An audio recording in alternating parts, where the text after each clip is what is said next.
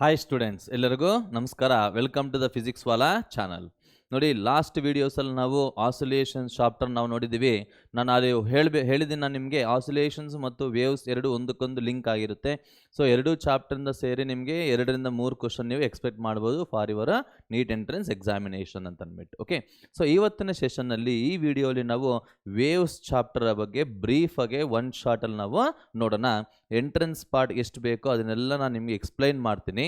ಅಷ್ಟೇ ಅಲ್ಲ, ಇದರಲ್ಲಿ ತುಂಬ ಈಸಿ ಕ್ವಶನ್ಸ್ ನಿಮಗೆ ಬರುತ್ತೆ, ಈಸಿಯಾಗಿ ಆನ್ಸರ್ ಮಾಡಬಹುದು. ಎಸ್ಪೆಷಲಿ ನಿಮಗೆ ವೇವ್ ಈಕ್ವೇಷನ್ ಅಂತ ಬರುತ್ತೆ, ಆ ಈಕ್ವೇಷನ್ ಮೇಲೆ ರೆಗ್ಯುಲರ್ ಆಗಿ ಫ್ರೀಕ್ವೆಂಟ್ ಆಗಿ ನಿಮಗೆ ಕ್ವಶನ್ಸ್ ಕೇಳ್ತಾ ಇರ್ತಾರೆ. ಗೊತ್ತಾಗಿದಲ್ವಾ? So please be concentrated and learn this. ಹೇಗಿದ್ರೆ ಎಕ್ಸಾಮ್ಸ್ ಎಲ್ಲ ಮುಗಿದೋಗಿದೆ, ಹಾಗಾಗಿ ಕೂತ್ಕೊಂಡು ವೀಡಿಯೋಸ್ನ ನೀಟಾಗಿ ನೋಡಿ. ಡೆಫಿನೆಟಾಗಿ ನಿಮಗೆ ಒಳ್ಳೆ ಹೆಲ್ಪ್ ಆಗುತ್ತೆ ಅಂತ ಹೇಳ್ತಾ ಇದ್ದೀನಿ. So let us go to the session waves chapter. ನೋಡಿ, ಈ ಚಾಪ್ಟರ್ಲಿ ಏನೇನು ಕವರ್ ಮಾಡ್ತಾ ಇದೀವಿ ನಾವು ಅಂತಂದಿದ್ದಾಗ, ಸಿ ಹಿಯರ್ ಫಸ್ಟ್ ನಾವು ಇಂಟ್ರಡಕ್ಷನ್ ಅಂದರೆ ವೇವ್ಸ್ ಅಂದರೆ ಏನು, ಡಿಫ್ರೆಂಟ್ ಟೈಪ್ಸ್ ಆಫ್ ವೇವ್ಸ್ ಅಂದರೆ ಏನು, ಅವೆಲ್ಲ ನಾವು ಡಿಸ್ಕಸ್ ಮಾಡ್ಕೊಂಡು ಹೋಗೋಣ. ನೆಕ್ಸ್ಟ್ ನೋಡಿ, ಇಲ್ಲಿ sound, what is a sound ಬಗ್ಗೆ ನಾವು ನೋಡೋಣ.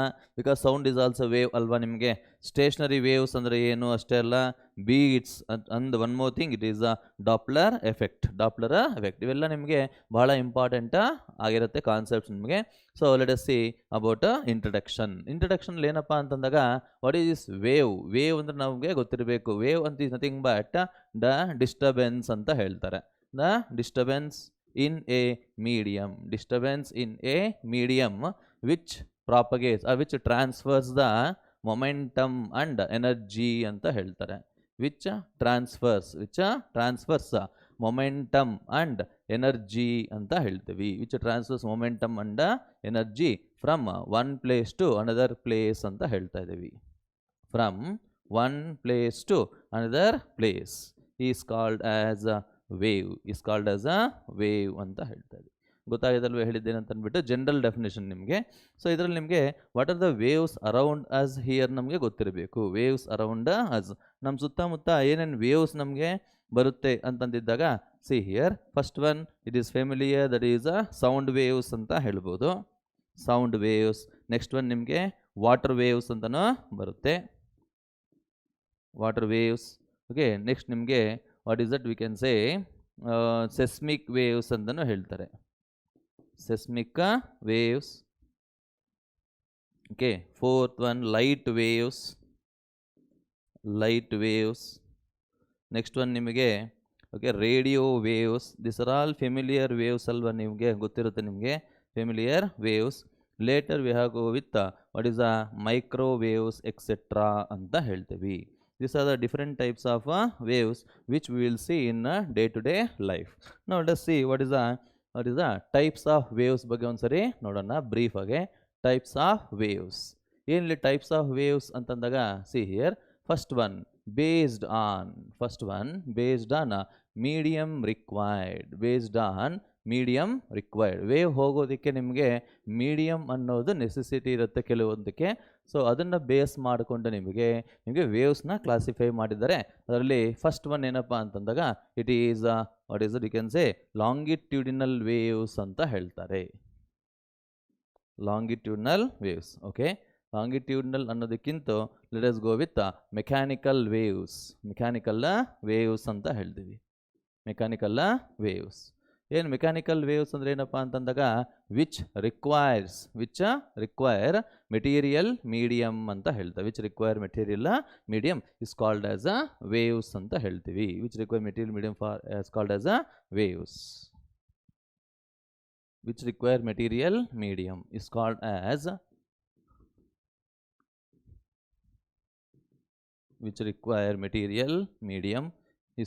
ಆಸ್ ಮೆಕ್ಯಾನಿಕಲ್ ವೇವ್ಸ್ ಅಂತ ಹೇಳ್ತಾರೆ. ಎಕ್ಸಾಂಪಲ್ ಏನು ಹೇಳ್ಬೋದು ನಾವು ಇದಕ್ಕೆ ಅಂತಂದಾಗ, best example that is sound waves ಅಂತ ಹೇಳ್ಬೋದು. ಇಲ್ಲ ಅಂತಂದರೆ ವಾಟರ್ ವೇವ್ಸ್ ಅಂತಲೂ ಹೇಳ್ತಾರೆ. Sound waves R water waves. Next ನೋಡಿ, ಇಲ್ಲಿ ಬಿ ಇದರಲ್ಲಿ ಏನಪ್ಪ ಅಂತಂದಾಗ ನಾನ್ ಮೆಕ್ಯಾನಿಕಲ್ ವೇವ್ಸ್ ಅಂತ ಹೇಳ್ತಾರೆ. ನಾನ್ ಮೆಕ್ಯಾನಿಕಲ್ ವೇವ್ಸ್ ಅಂದರೂ ಒಂದೇ, ಇಲ್ಲ ಅಂತಂದಿದ್ದಾಗ ಟ್ರಾನ್ಸ್ವರ್ಸ್ ವೇವ್ಸ್ ಅಂದರೂ ಒಂದೇ. ನಾನ್ mechanical waves R transverse waves ಅಂತ ಹೇಳ್ತಾ ಇದ್ದೀವಿ. ಸೊ ಟ್ರಾನ್ಸ್ವರ್ಸ್ ವೇವ್ಸ್ ಇಲ್ಲ ನಾನ್ ಮೆಕ್ಯಾನಿಕಲ್ ವೇವ್ಸ್ ಅಂದರೆ ಏನಪ್ಪ ಅಂತಂದಾಗ, which do not require medium ಅಂತ ಹೇಳ್ತೀವಿ. Which do not require material medium is called as electromagnetic waves, or what is we can say, sorry, ಇಲ್ಲಿ ಟ್ರಾನ್ಸ್ವರ್ಸ್ ವೇವ್ ಅಲ್ಲ, ಇದು ನಿಮಗೆ ಎಲೆಕ್ಟ್ರೋಮ್ಯಾಗ್ನೆಟಿಕ್ ವೇವ್ಸ್ ಅಂತಲೂ ಹೇಳ್ತಾರೆ. ಎನಿವೇ ಅದು ಆಗುತ್ತೆ, ಬಟ್ ನೆಕ್ಸ್ಟ್ ನಿಮಗೆ ಎಕ್ಸ್ಪ್ಲೈನ್ ಮಾಡ್ತೀನಿ ನಿಮಗೆ ಟ್ರಾನ್ಸ್ವರ್ಸ್ ವೇವ್ಸ್ ಹೇಗೆ ಕ್ಲಾಸಿಫೈ ಮಾಡ್ತಾರೆ ಅಂತಂದ್ಬಿಟ್ಟು. Electromagnetic waves which do not require material medium. Example, best example ಏನಪ್ಪ ಅಂತಂದಾಗ ಸಿ ಹಿಯರ್ ಲೈಟ್ ವೇವ್ಸ್ ಅಂತ ಹೇಳ್ಬೋದು. Light waves are electromagnetic waves ಅಂತ ಕರೀತಾರೆ. ರೇಡಿಯೋ ವೇವ್ಸ್ ಆಗಿರ್ಬೋದು, ಲೈಟ್ ವೇವ್ಸ್ ಆಗಿರ್ಬೋದು, ಮೈಕ್ರೋವೇವ್ಸ್ ಆಗಿರ್ಬೋದು, this are all called as electromagnetic waves are non mechanical waves ಅಂತ ಕರಿತೀವಿ. ಆ್ಯಂಡ್ ನೆಕ್ಸ್ಟ್ ನೋಡಿ here based on vibration of particles ಅಂತ ಹೇಳ್ತಾರೆ. Based on vibration of particles vibration ಯಾವಾಗಾದರೆ ವೇವ್ ಅನ್ನೋದು ಪ್ರಾಪಗೇಟ್ ಆಗುತ್ತೋ ಮೀಡಿಯಮ್ಮಲ್ಲಿ ಇರತಕ್ಕಂಥ ಪ್ರತಿಯೊಂದು ಪಾರ್ಟಿಕಲ್ ಏನಾಗುತ್ತೆ ಅಂದರೆ ವೈಬ್ರೇಟ್ ಆಗುತ್ತೆ. So based on the vibration of the particles waves are classified into different types. ಅದರಲ್ಲಿ ಫಸ್ಟ್ ಒನ್ ಏನಪ್ಪ ಅಂತಂದಾಗ ಲಾಂಗಿಟ್ಯೂಡಿನಲ್ ವೇವ್ಸ್ ಅಂತ ಹೇಳ್ತಾರೆ. Longitudinal waves. ಸೊ ಇದನ್ನು ಹೇಗೆ ಡಿಫೈನ್ ಮಾಡ್ಬೋದು ನಾವಿಲ್ಲಿ ಲಾಂಗಿಟ್ಯೂಡಿನಲ್ ವೇವ್ಸ್ ಅಂತಂದರೆ see here the waves in which the vibration of the particles in a medium, vibration of particles in a medium ಅಲ್ಲಿ ಪಾರ್ಟಿಕಲ್ಸ್ ಅನ್ನೋದು ವೈಬ್ರೇಟ್ ಆಗ್ತಾ ಇರುತ್ತೆ. ಆ ವೈಬ್ರೇಷನ್ ಆಫ್ ದ ಪಾರ್ಟಿಕಲ್ಸ್ ಹೇಗಿರುತ್ತೆ ಅಂತಂದರೆ which will be along the direction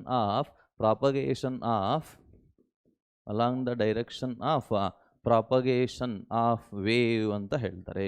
wave ಯಾವ ಡೈರೆಕ್ಷನಲ್ಲಿ ಹೋಗ್ತಾ ಇರುತ್ತೋ ಆ ಡೈರೆಕ್ಷನಲ್ಲಿ ಪಾರ್ಟಿಕಲ್ಸ್ ಅನ್ನೋದು ವೈಬ್ರೇಟ್ ಆಗ್ತಾ ಇದ್ರೆ ಅದನ್ನು ಲಾಂಗಿಟ್ಯೂಡ್ನಲ್ ವೇವ್ಸ್ ಅಂತ ಹೇಳ್ತೀವಿ.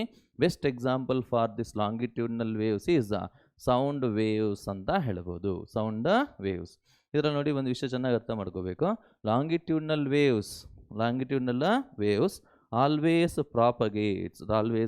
ಪ್ರಾಪಗೇಟ್ಸ್. ಹೇಗದು ಪ್ರಾಪಗೇಟ್ ಆಗ್ತಾ ಇರುತ್ತೆ, ಹೋಗ್ತಾ ಇರುತ್ತೆ ಮುಂದಕ್ಕೆ ಅಂತಂದಾಗೆ in the form of crests and troughs ಅಂತ ಹೇಳ್ತಾರೆ. In the form of crests and troughs ಎಲ್ಲ ನಿಮಗೆ ಇಲ್ಲೇನು ಬರುತ್ತೆ ಅಂತಂದಾಗ ರೇರ್ ಫ್ರ್ಯಾಕ್ಷನ್ ಆ್ಯಂಡ್ ಕಂಪ್ರೆಷನ್ ಅಂತ ಹೇಳ್ತೀವಿ. Compressions and rarefaction. So how can we represent that? ನೋಡಿ ಇಲ್ಲಿ let us say this is a compression ಅಂತ ತಗೊಂಡ್ರೆ this will become the rarefaction ಅಂತ ಹೇಳ್ತಾರೆ. ಕಂಪ್ರೆಷನ್ ಅಂದರೆ ಮೀನಿಂಗ್ ಏನು ಅಂತಂದರೆ the region in which the particles are very closely packed dense ಅಂತ ಹೇಳ್ತಾರೆ. And one more thing, see here this is a compression and later it is a rarefaction ಅಂತ ತೋರಿಸ್ಬೋದು. Like that the wave propagates. ಅರ್ಥ ಆಗ್ತದಲ್ವ ಹೇಳ್ತಾ ಇರೋದು? So we call this region as a compression. And ಇಲ್ಲಿ ನೋಡಿ ಇಲ್ಲಿಂದ ಇಲ್ಲಿಗಿರೋದನ್ನ ಏನಂತ ಕರಿತೀವಿ ನಾವು ಅಂದರೆ ರೇರ್ ಫ್ರ್ಯಾಕ್ಷನ್ ಅಂತ ಹೇಳ್ತಾರೆ. Rarefaction. The longitudinal waves always propagates in the form of compressions and rarefactions ಅಂತ ಕರಿತೀವಿ. ಗೊತ್ತಾಗಿದಲ್ವ ಹೇಳಿದೇನು ಅಂತ ಅಂದ್ಬಿಟ್ಟು. Example for the longitudinal waves sound waves ಅಂತ ಕರಿತಾ ಇದ್ವಿ. Later we have to think about second one ಏನಪ್ಪ ಅದು ಅಂತಂದಾಗ ಟ್ರಾನ್ಸ್ವರ್ಸ್ ವೇವ್ಸ್ ಅಂತ ಹೇಳ್ತಾರೆ. Transverse waves. What is it transverse waves? ಇಲ್ಲಿ ನೋಡಿ ವೇವ್ ಅನ್ನೋದು ಪ್ರಾಪಗೇಟ್ ಆಗ್ತಾ ಇದ್ದಾಗ ಪಾರ್ಟಿಕಲ್ಸ್ ಅನ್ನೋದು ಹೇಗೆ ವೈಬ್ರೇಟ್ ಆಗ್ತಾ ಇರುತ್ತೆ ಅಂತಂದಾಗ particles vibrate perpendicularly to the direction of propagation of wave ಅಂತ ಹೇಳ್ತಾರೆ. Direction of propagation of wave. ನೋಡಿ ಇಲ್ಲಿ ವೇವ್ ಅನ್ನೋದು ನಿಮಗೆ ಲೆಫ್ಟಿಂದ ರೈಟ್ಗೆ ಮೂವ್ ಆಗ್ತಾ ಇದೆ ಅಂತಂದಾಗ ಪಾರ್ಟಿಕಲ್ಸ್ ಇನ್ ದ ಮೀಡಿಯಮ್ ಅನ್ನೋದು ಮೇಲೆ ಕೆಳಗೆ ವೈಬ್ರೇಟ್ ಆಗ್ತಾ ಇರುತ್ತೆ, ಅಂಥದನ್ನ ಟ್ರಾನ್ಸ್ವರ್ಸ್ ವೇವ್ ಅಂತ ಹೇಳ್ತಾರೆ. ಲಾಂಗಿಟ್ಯೂಡ್ನಲ್ ವೇವಲ್ಲಿ ಏನಪ್ಪ ಅಂತಂದರೆ ವೇವ್ ಅನ್ನೋದು ಹಿಂಗೆ ಮೂವ್ ಆಗ್ತಾ ಇದ್ರೆ ಪಾರ್ಟಿಕಲ್ಸ್ ಅನ್ನೋದು ಸಹ ಅದೇ ಡೈರೆಕ್ಷನಲ್ಲಿ ವೈಬ್ರೇಟ್ ಆಗ್ತಾ ಹೋಗ್ತಾ ಇರುತ್ತೆ. So that is the difference between transverse wave and longitudinal waves. What is the best example for this ಅಂತಂದಾಗ ಲೈಟ್ ವೇವ್ಸ್ ಅಂತ ಹೇಳ್ತಾರೆ. Light waves. And one more thing, see here transverse waves can be polarized ಅಂತ ಹೇಳ್ತಾರೆ. can be polarized, but longitudinal waves cannot be polarized. ನೆನ್ಬಿಟ್ಕೊಳ್ಳಿ. And one more thing ಏನು ಅಂತಂದಾಗ it propagates always in the form of ಏನು ಹೇಳ್ಬೋದು ನಾವು ಅಂತಂದಾಗ crests and troughs ಅಂತ ಹೇಳ್ತಾರೆ. Crests and troughs. So see here how can you show the ಡಯಾಗ್ರಾಮಲ್ಲಿ ಹೇಗೆ ತೋರಿಸ್ಬೋದು ನಾವು ಅಂತಂದಾಗ ಸಿ ಹಿಯರ್ ಒಂದ್ಸರಿ ನೀಟಾಗೆ ಅಬ್ಸರ್ವ್ ಮಾಡಿ. It will move like this. ಗೊತ್ತಾಗಿದಲ್ವ ಹೇಳ್ತಾ ಇರೋದು? We call this as crest ಅಂತ ಕರಿತೀವಿ. We call this as trough ಅಂತ ಕರಿತೀವಿ. Crests and troughs. ಗೊತ್ತಾಗಿದಲ್ವಾ? So this is how we can define what is the transverse wave and what are the few important properties of transverse waves ಅಂತ ಹೇಳ್ತೇವೆ. Later we have to understand what is the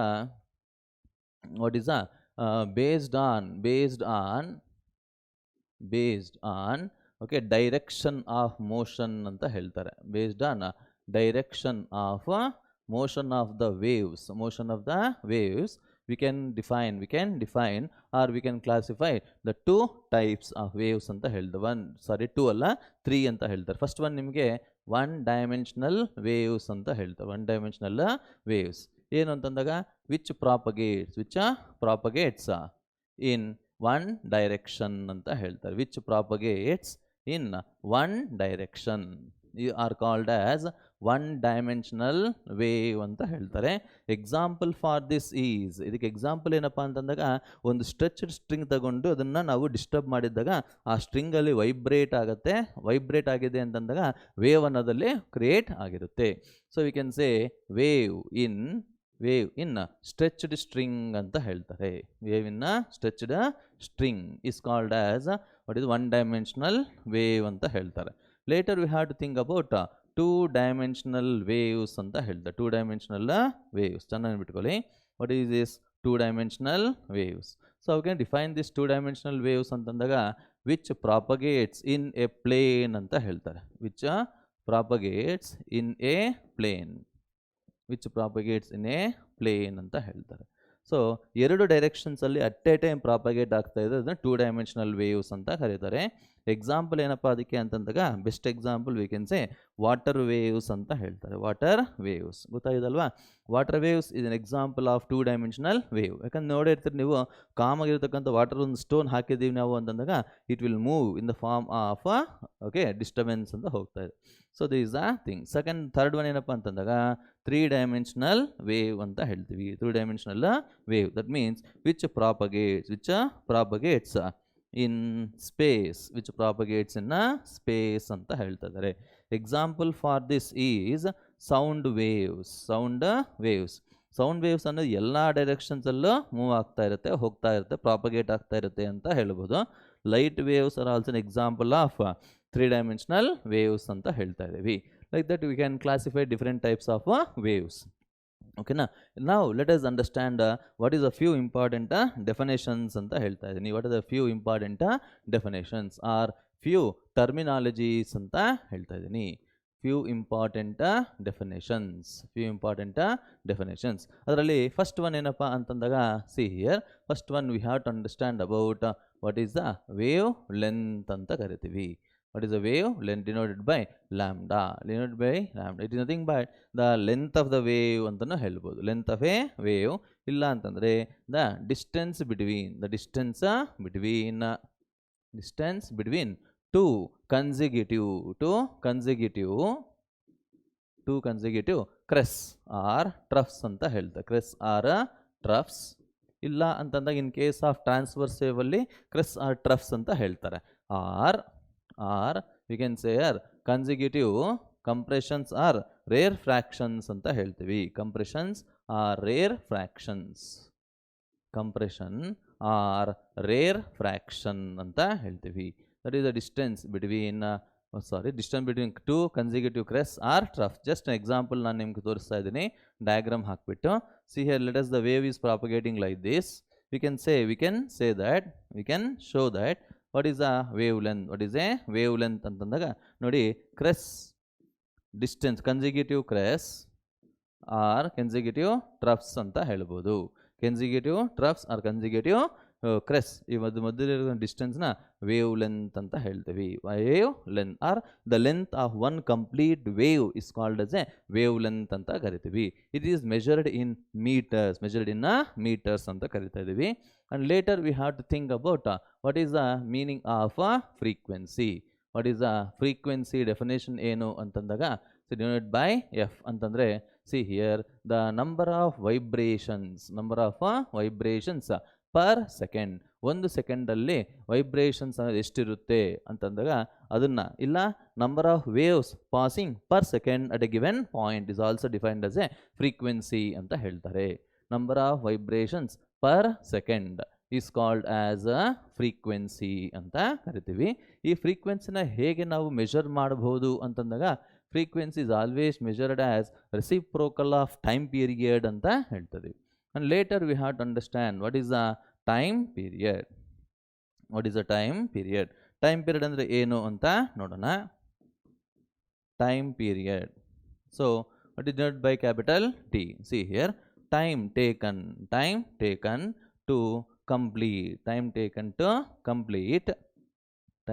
to complete one oscillation or one vibration ಅಂತ ಹೇಳ್ತಾರೆ.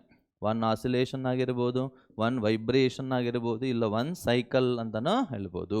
R cycle is called as a time period. Time period is measured as reciprocal of frequency ಅಂತಲೂ ಹೇಳ್ಬೋದು. Later we have to understand about what is the angular frequency. ನಾನು mathematical ಆಗಿ ಬರಿತಾ ಇದ್ದೀನಿ, ಬಾಯಲ್ಲಿ ನಿಮಗೆ ಡೆಫಿನೇಷನ್ ಹೇಳ್ತಾ ಇದ್ದೀನಿ ನೋಡಿ. ಇಲ್ಲಿ omega is always equals to 2 pi times the linear frequency na angular frequency anta kariತೀವಿ. Later we have to understand about what is the wave number. ಏನು ವೇವ್ ನಂಬರ್ ಅಂದರೆ ಏನು? ನ್ಯೂ ಬಾರ್ ಅಂತ ರೆಪ್ರೆಸೆಂಟ್ ಮಾಡ್ತಾರೆ. See here simple ಆಗಿ define ಮಾಡಬೇಕು ಅಂತಂದಾಗ the number of waves in 1 meter length ಅಂತ ಹೇಳ್ತಾರೆ. 1 meter length, number of waves in 1 meter length. 1 meter ಲೆಂತಲ್ಲಿ ಮೀಡಿಯಮಲ್ಲಿ 1 meter ಲೆಂತ್ನ ಡಿಸ್ಟೆನ್ಸ್ನ ತಗೊಂಡಿದ್ದಾಗ ಆ ಡಿಸ್ಟೆನ್ಸಲ್ಲಿ ಎಷ್ಟು ನಂಬರ್ ಆಫ್ ವೇವ್ಸ್ ಇದೆ ಅಂತಂದಾಗ ಅದನ್ನು ಹೇಳ್ತೇವೆ ವೇವ್ ನಂಬರ್ ಅಂತ ಹೇಳ್ತಾ ಇದ್ದೀವಿ. Wave number. So wave number is always measured as reciprocal of wavelength ಅಂತ ಹೇಳ್ತಾರೆ. ರೆಸಿಪ್ರೋಕಲ್ ಆಫ್ ವೇವ್ ಲೆಂತ್ ಗೊತ್ತಾಗಿದಲ್ವಾ? It is measured in per metre. Later we have to understand about what is the important term, that is angular wave number. ಗೊತ್ತಾಗ್ತದಲ್ವಾ? What is this angular wave number here? Angular wave number ಅಂದರೆ ಏನು ಅಂತಂದಾಗ denoted by symbol k. It nothing but 2 pi times what is the wave number. 2 pi times wave number is called as angular wave number. Its unit is also per meter ಅಂತಾನೆ ಹೇಳ್ಬೋದು. It's a very, very important point. Later we have to understand what is the wave velocity. See here, wave ಅನ್ನೋದು ಒಂದು ಮೀಡಿಯಮಲ್ಲಿ ಹೋಗ್ತಾ ಇದೆ ಅಂತಂದಾಗ ಅದರ velocity ಹೇಗಿರುತ್ತೆ ಅಂತ ಡಿಫೈನ್ ಮಾಡಿ ಅಂತ ಹೇಳ್ತೀವಿ. It is nothing but the distance travelled per unit time is called as wave velocity. Wave velocity is always equals to F lambda ಅಂತ ಬರಿತೀವಿ. ವೇರ್ ಎಫ್ ಅನ್ನೋದೇನಪ್ಪ ಅಂತಂದಾಗ it is the frequency of a wave ಅಂತ ಹೇಳ್ತಾ ಇದ್ದೀವಿ. Lambda is called as wavelength. Wavelength ಅಂತ ಕರಿತೀವಿ. V is equals to F lambda. ಅರ್ಥ ಇದರಲ್ಲಿ this is the wave velocity. Later we have to understand about what is the particle velocity. Particle ವೆಲಾಸಿಟಿನ ಹೇಗೆ define ಮಾಡ್ತೀವಿ ನಾವಿಲ್ಲಿ ಅಂತಂದಾಗ V P ಅಂತ ರೆಪ್ರೆಸೆಂಟ್ ಮಾಡ್ತೀವಿ. ವೇವ್ ವೆಲಾಸಿಟಿ ಮತ್ತು particle velocity, please make a difference. Wave velocity ಬೇರೆ, particle velocity ಬೇರೆ. ಸೊ ನೋಡಿ, ಇವಾಗ ಅಬ್ಸರ್ವ್ ಮಾಡಿ, ಯಾವಾಗಾದರೆ ಒಂದು ವೇವ್ ಅನ್ನೋದು ಮೀಡಿಯಮಲ್ಲಿ ಪ್ರಾಪಗೇಟ್ ಆಗುತ್ತೋ ಮೀಡಿಯಮಲ್ಲಿ ಇರತಕ್ಕಂಥ ಪ್ರತಿಯೊಂದು ಪಾರ್ಟಿಕಲ್ ಏನಾಗುತ್ತೆ, ವೈಬ್ರೇಟ್ ಆಗೋಕ್ಕೆ ಸ್ಟಾರ್ಟ್ ಆಗುತ್ತೆ. ಸೊ ಸ್ಟಾರ್ಟ್ ಆಗಿದ್ದಾಗ ವೈಬ್ರೇಷನ್ ಅಂತಂದಾಗ the particle will have some ವೆಲಾಸಿಟಿನೋ, ಅದನ್ನು ಏನಂತ ಕರಿತೀವಿ ನಾವು, wave what is that particle velocity ಅಂತ ಕರಿತೀವಿ. It is always defined as the rate of change of displacement of a particle is called as particle velocity ಅಂತ ಕರಿತೀವಿ. both are measured in the unit metre per second ಅಂತಾನೆ ಹೇಳ್ತಾರೆ. Metre per second ಗೊತ್ತಾಗಿದಲ್ವಾ vertical velocity ಅಂದ್ರೆ ಏನು ಅಂತ ಅಂದ್ಬಿಟ್ಟು. ನಾವು let us understand what is a progressive wave. What is a progressive wave ಅಂದರೆ ಏನು ಅಂತ ನೋಡೋಣ.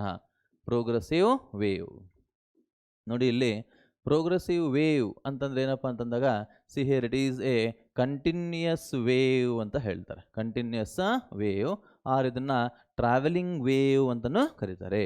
That means the wave which carries energy continuously from one place to another place is called as a what is a progressive wave or travelling wave ಅಂತಲೂ ಕರೀತಾರೆ. We call it as a travelling wave. ಗೊತ್ತಾಗ್ತದಲ್ವಾ? So what is the expression? What is the expression for displacement of this wave? ನೋಡೋಣ. See here, what is the expression? ನೋಡಿ ಹೇಳ್ತಾ ಇದ್ದೀನಲ್ವಾ, ಇದನ್ನ wave equation ಅಂತಾನೂ ಕರಿತೀವಿ. Expression for displacement of a wave. Expression for displacement of a wave at any instant of time ಅಂತ ಹೇಳ್ತಾರೆ. instant of time.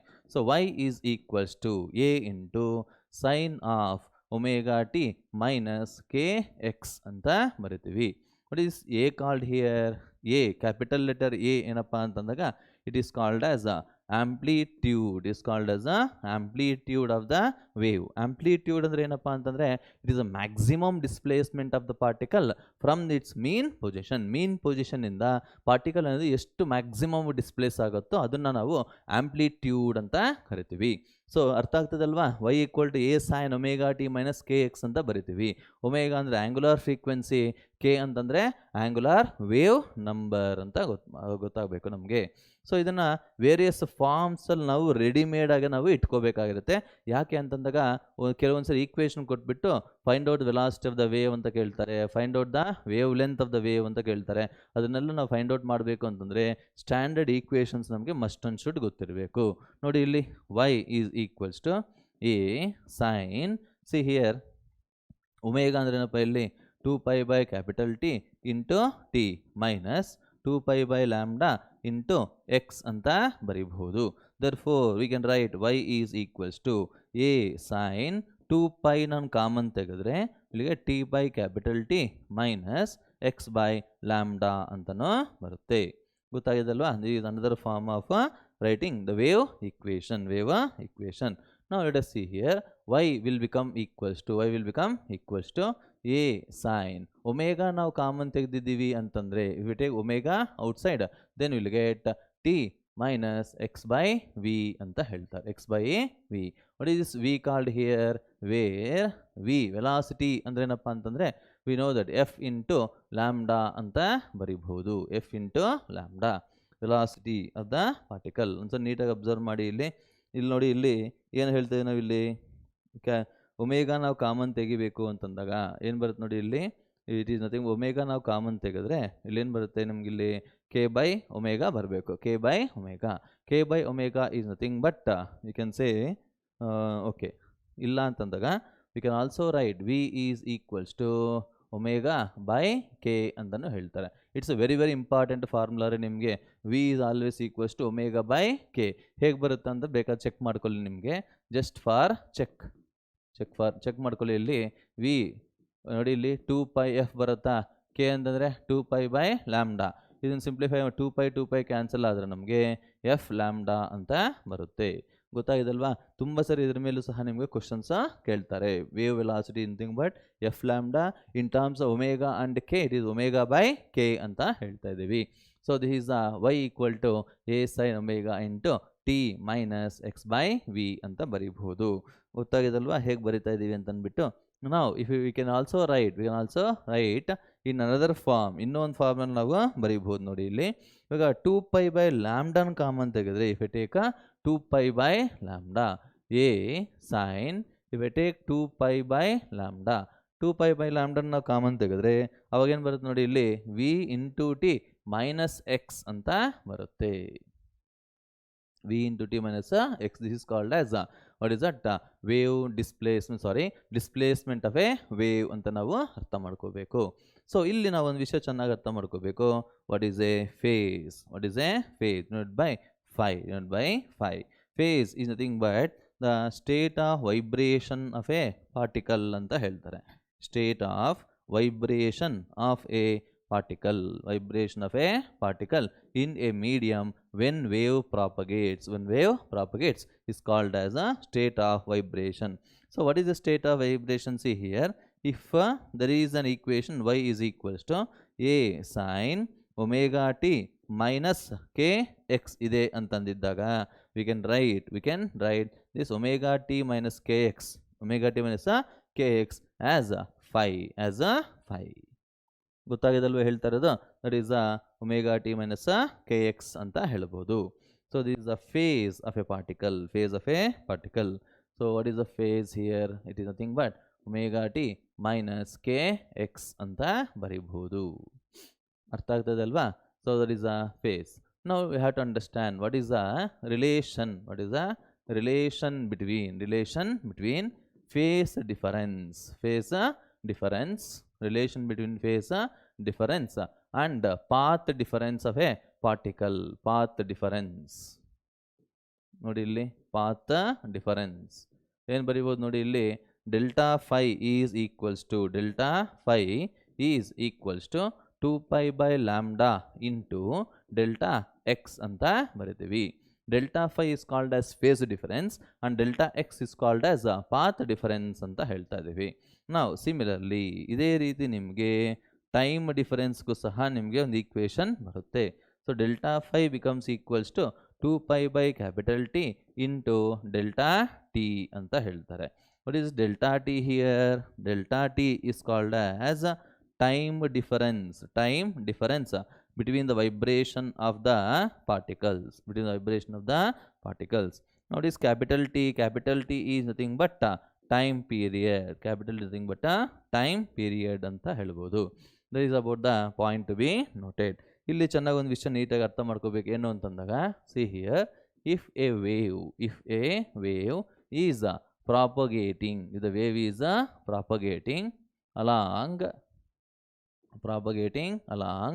okay positive x ಡೈರೆಕ್ಷನಲ್ಲಿ move ಆಗ್ತಾ ಇದೆ ಅಂತಂದರೆ then we can write the displacement of the wave equation is a sine omega T minus K X ಅಂತ ಬರೀಬಹುದು. y is equals to a sin omega t minus kx. ಇಲ್ಲಿ ನೋಡಿ minus sign indicate, ಇಲ್ಲಿ minus sign ಏನು indicate ಮಾಡುತ್ತೆ ನಿಮಗೆ ಅಂತಂದರೆ, it indicate that wave is propagating in the positive x direction. ಇದ್ರ ಮೇಲೆ ನಿಮಗೆ ಥಿಯರಿ ಕ್ವಶನ್ಸ್ ಕೇಳ್ತಾ ಇರ್ತಾರೆ, ಗೊತ್ತಾಗಿದಲ್ವಾ? And suppose see here, if a wave is propagating, along negative x direction ರೀ, ನಿಮಗೆ ನೆಗೆಟಿವ್ ಎಕ್ಸ್ ಡೈರೆಕ್ಷನ್ ಮೂವ್ ಆಗ್ತಾ ಇದ್ದರೆ ಅವಾಗ ವೇವ್ ಈಕ್ವೇಷನ್ನೇ ಹೇಗೆ ರೆಪ್ರೆಸೆಂಟ್ ಮಾಡ್ತೀವಿ ನಾವು ಅಂತಂದಾಗ we can right A sine omega t plus K X. ಚೆನ್ನಾಗಿ ಅರ್ಥ ಆಗ್ತಾ ಇದಲ್ವ ಹೇಳ್ತಾ ಇರೋದು? ನೋಡಿ ಇಲ್ಲಿ ಮೈನಸ್ ಸೈನ್ ಇದೆ ಅಂತಂದರೆ ಐಡೆಂಟಿಫೈ ಮಾಡ್ಬೋದು ಪಾಸಿಟಿವ್ ಎಕ್ಸ್ ಡೈರೆಕ್ಷನ್ ಮೂವ್ ಆಗ್ತಾ ಇದೆ ಅಂತಂದ್ಬಿಟ್ಟು. ಇಲ್ಲಿ ಪ್ಲಸ್ ಸೈನ್ ಇದೆ ಅಂತಂದರೆ ನೆಗೆಟಿವ್ ಎಕ್ಸ್ ಡೈರೆಕ್ಷನ್ ಮೂವ್ ಆಗ್ತಾ ಇದೆ ಅಂತಂದ್ಬಿಟ್ಟು. ಇನ್ ಪ್ಲೇಸ್ ಆಫ್ ಎಕ್ಸ್ ನಮಗೆ ವೈ ಇದ್ದರೆ ಅವಾಗ ವೈ ಡೈರೆಕ್ಷನಲ್ಲಿ ವೇವ್ ಅನ್ನೋದು ಮೂವ್ ಆಗ್ತಾ ಇದೆ ಅಂತ ನಮಗೆ ಗೊತ್ತಾಗಬೇಕು. ಗೊತ್ತಾಗಿದಲ್ವಾ? So let us see one more note point ನಾನು ಹೇಳ್ತಾ ಇದ್ದೀನಿ ನೋಡಿ.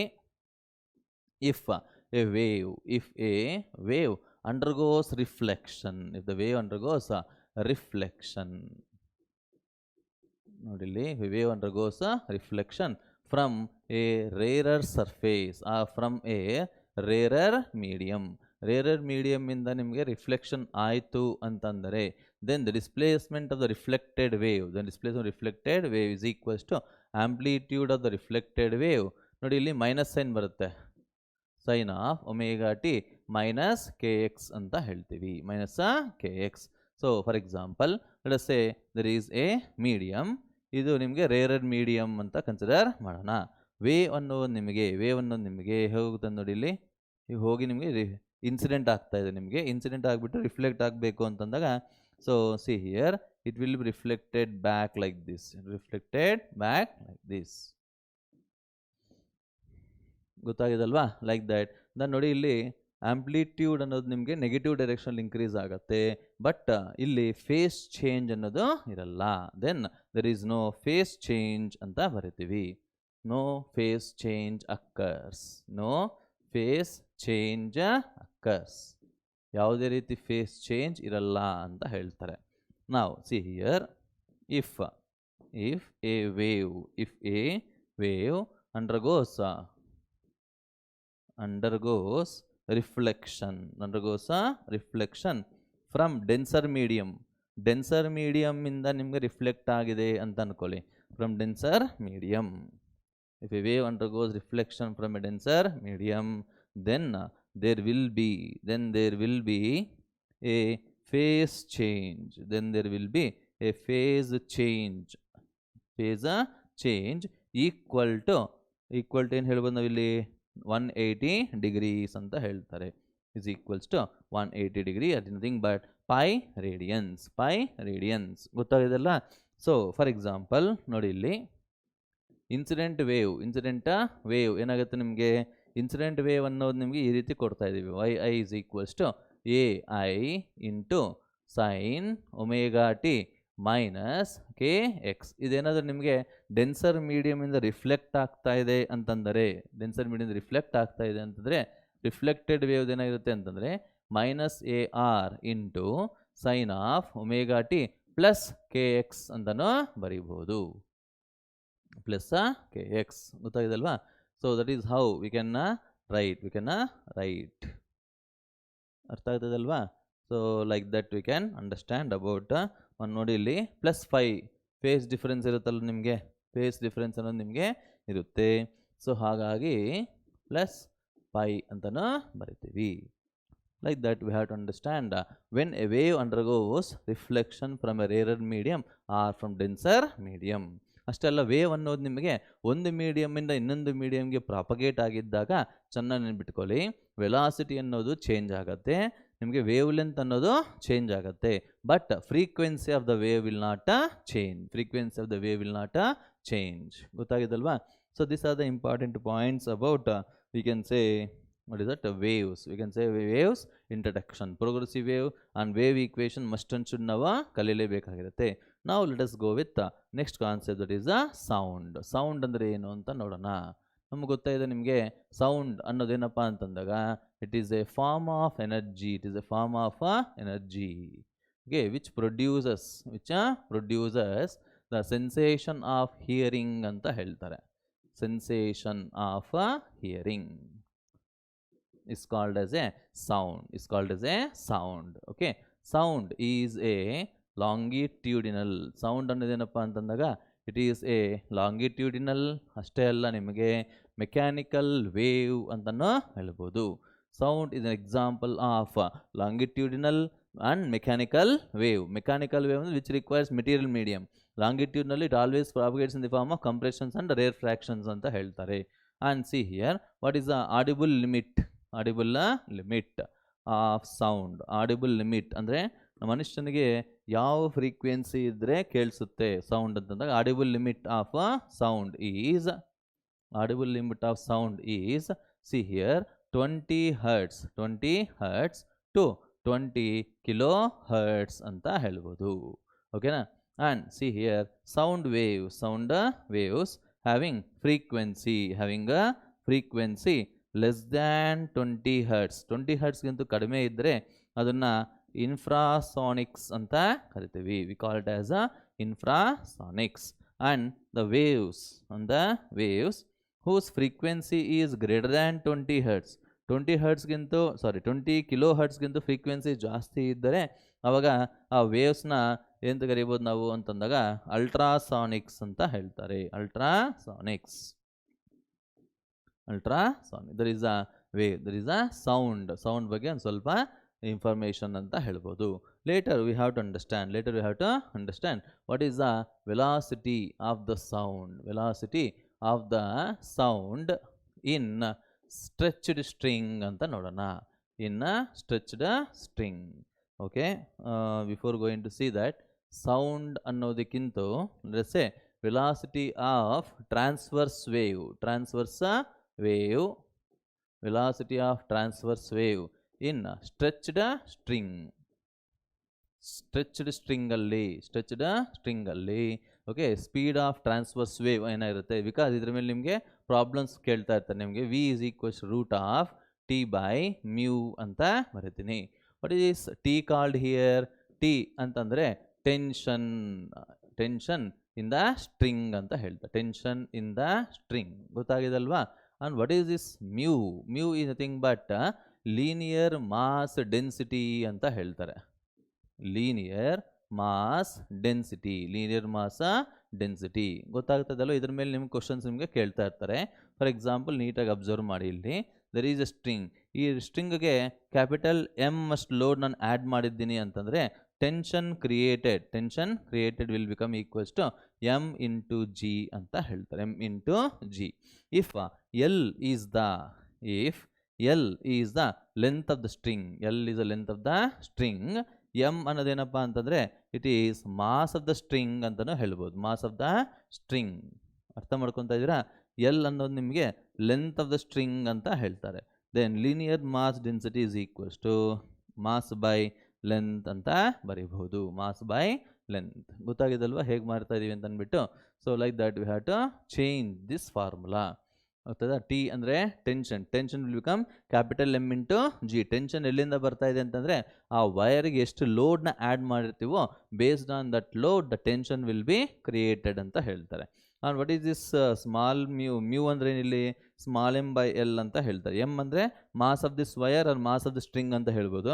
ಎಲ್ ಅಂತಂದರೆ ಲೆಂತ್ ಆಫ್ ದ ಸ್ಟ್ರಿಂಗ್ ಅಂತ ಕರೀತಾರೆ. Length of the string. So that is about the velocity of the transverse wave in stretched string ಅಂತ ಕರಿತೀವಿ. And later we have to understand what is the velocity of the sound. Sound ಅಂದರೆ longitudinal wave ತಾನೆ. Sound wave in a medium. ಯಾವುದಾದ್ರೂ ಒಂದು medium ನಾವು consider ಮಾಡಿದ್ದಾಗ velocity of the sound ಅನ್ನೋ general ಆಗಿ ಏನು ಬರುತ್ತೆ ಅಂತಂದರೆ v equals to root of E by rho ಅಂತ ಹೇಳ್ತಾರೆ. What is this E called here? E ಅಂದರೆ ಏನಪ್ಪ ಅಂತಂದರೆ ಇಟ್ ಈಸ್ ಎಲಾಸ್ಟಿಕ್ ಕಾನ್ಸ್ಟೆಂಟ್ ಅಂತ ಹೇಳ್ತೀವಿ. Elastic constant. ಆ್ಯಂಡ್ ರೋ ಅಂತಂದಾಗ it is density. It is a density of the medium. ಅಂತ ಕರಿತೀವಿ. ಅರ್ಥ ಮಾಡ್ಕೊತಾ ಇದ್ದೀರಲ್ವಾ? ಸೊ ಫಾರ್ ಸಾಲಿಡ್ಸ್ ನಾವು ಕನ್ಸಿಡರ್ ಮಾಡಿದಾಗ E will become equals to Young's modulus. E ಅನ್ನೋದೇನಾಗಿರುತ್ತೆ ನಿಮಗೆ ಎಲಾಸ್ಟಿಕ್ ಕಾನ್ಸ್ಟೆಂಟ್, ನಿಮಗೆ ಯಂಗ್ಸ್ ಮಾಡ್ಯುಲಸ್ ಅಂತ ಹೇಳ್ಬೋದು. Young's modulus.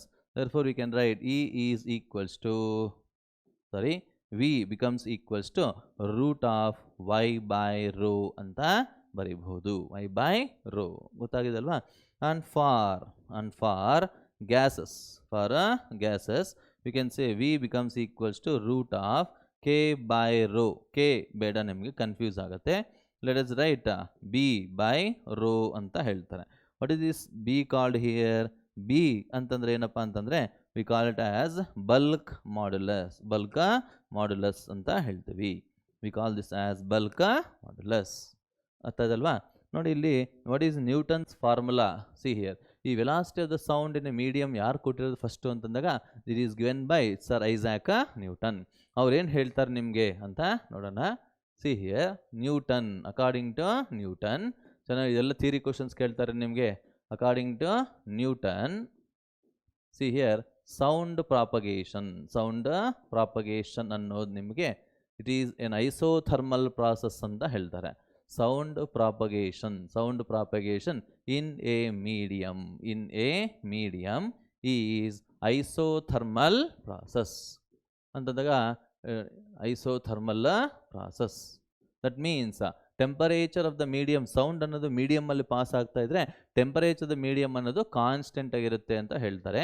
That is sound propagation in a medium is an isothermal process ಅಂತ ಹೇಳ್ತಾ ಇದೀವಿ. Isothermal process. Later see here, according to Newton what is the speed of the sound that is called Newton's formula ಅಂತ ಹೇಳ್ತಾರೆ. Newton's formula V will become equals to root of P by rho ಅಂತ ಹೇಳ್ತಾರೆ. where P is the pressure ಅಂತ ಹೇಳ್ತಾರೆ. Pressure. ಗೊತ್ತಾಗಿದಲ್ವಾ? But from this in atmospheric pressure ನಾವು substitute ಮಾಡಿ density of the air 1.29 ನಾವು ಸಬ್ಸ್ಟಿಟ್ಯೂಟ್ ಮಾಡಿದಾಗ velocity of the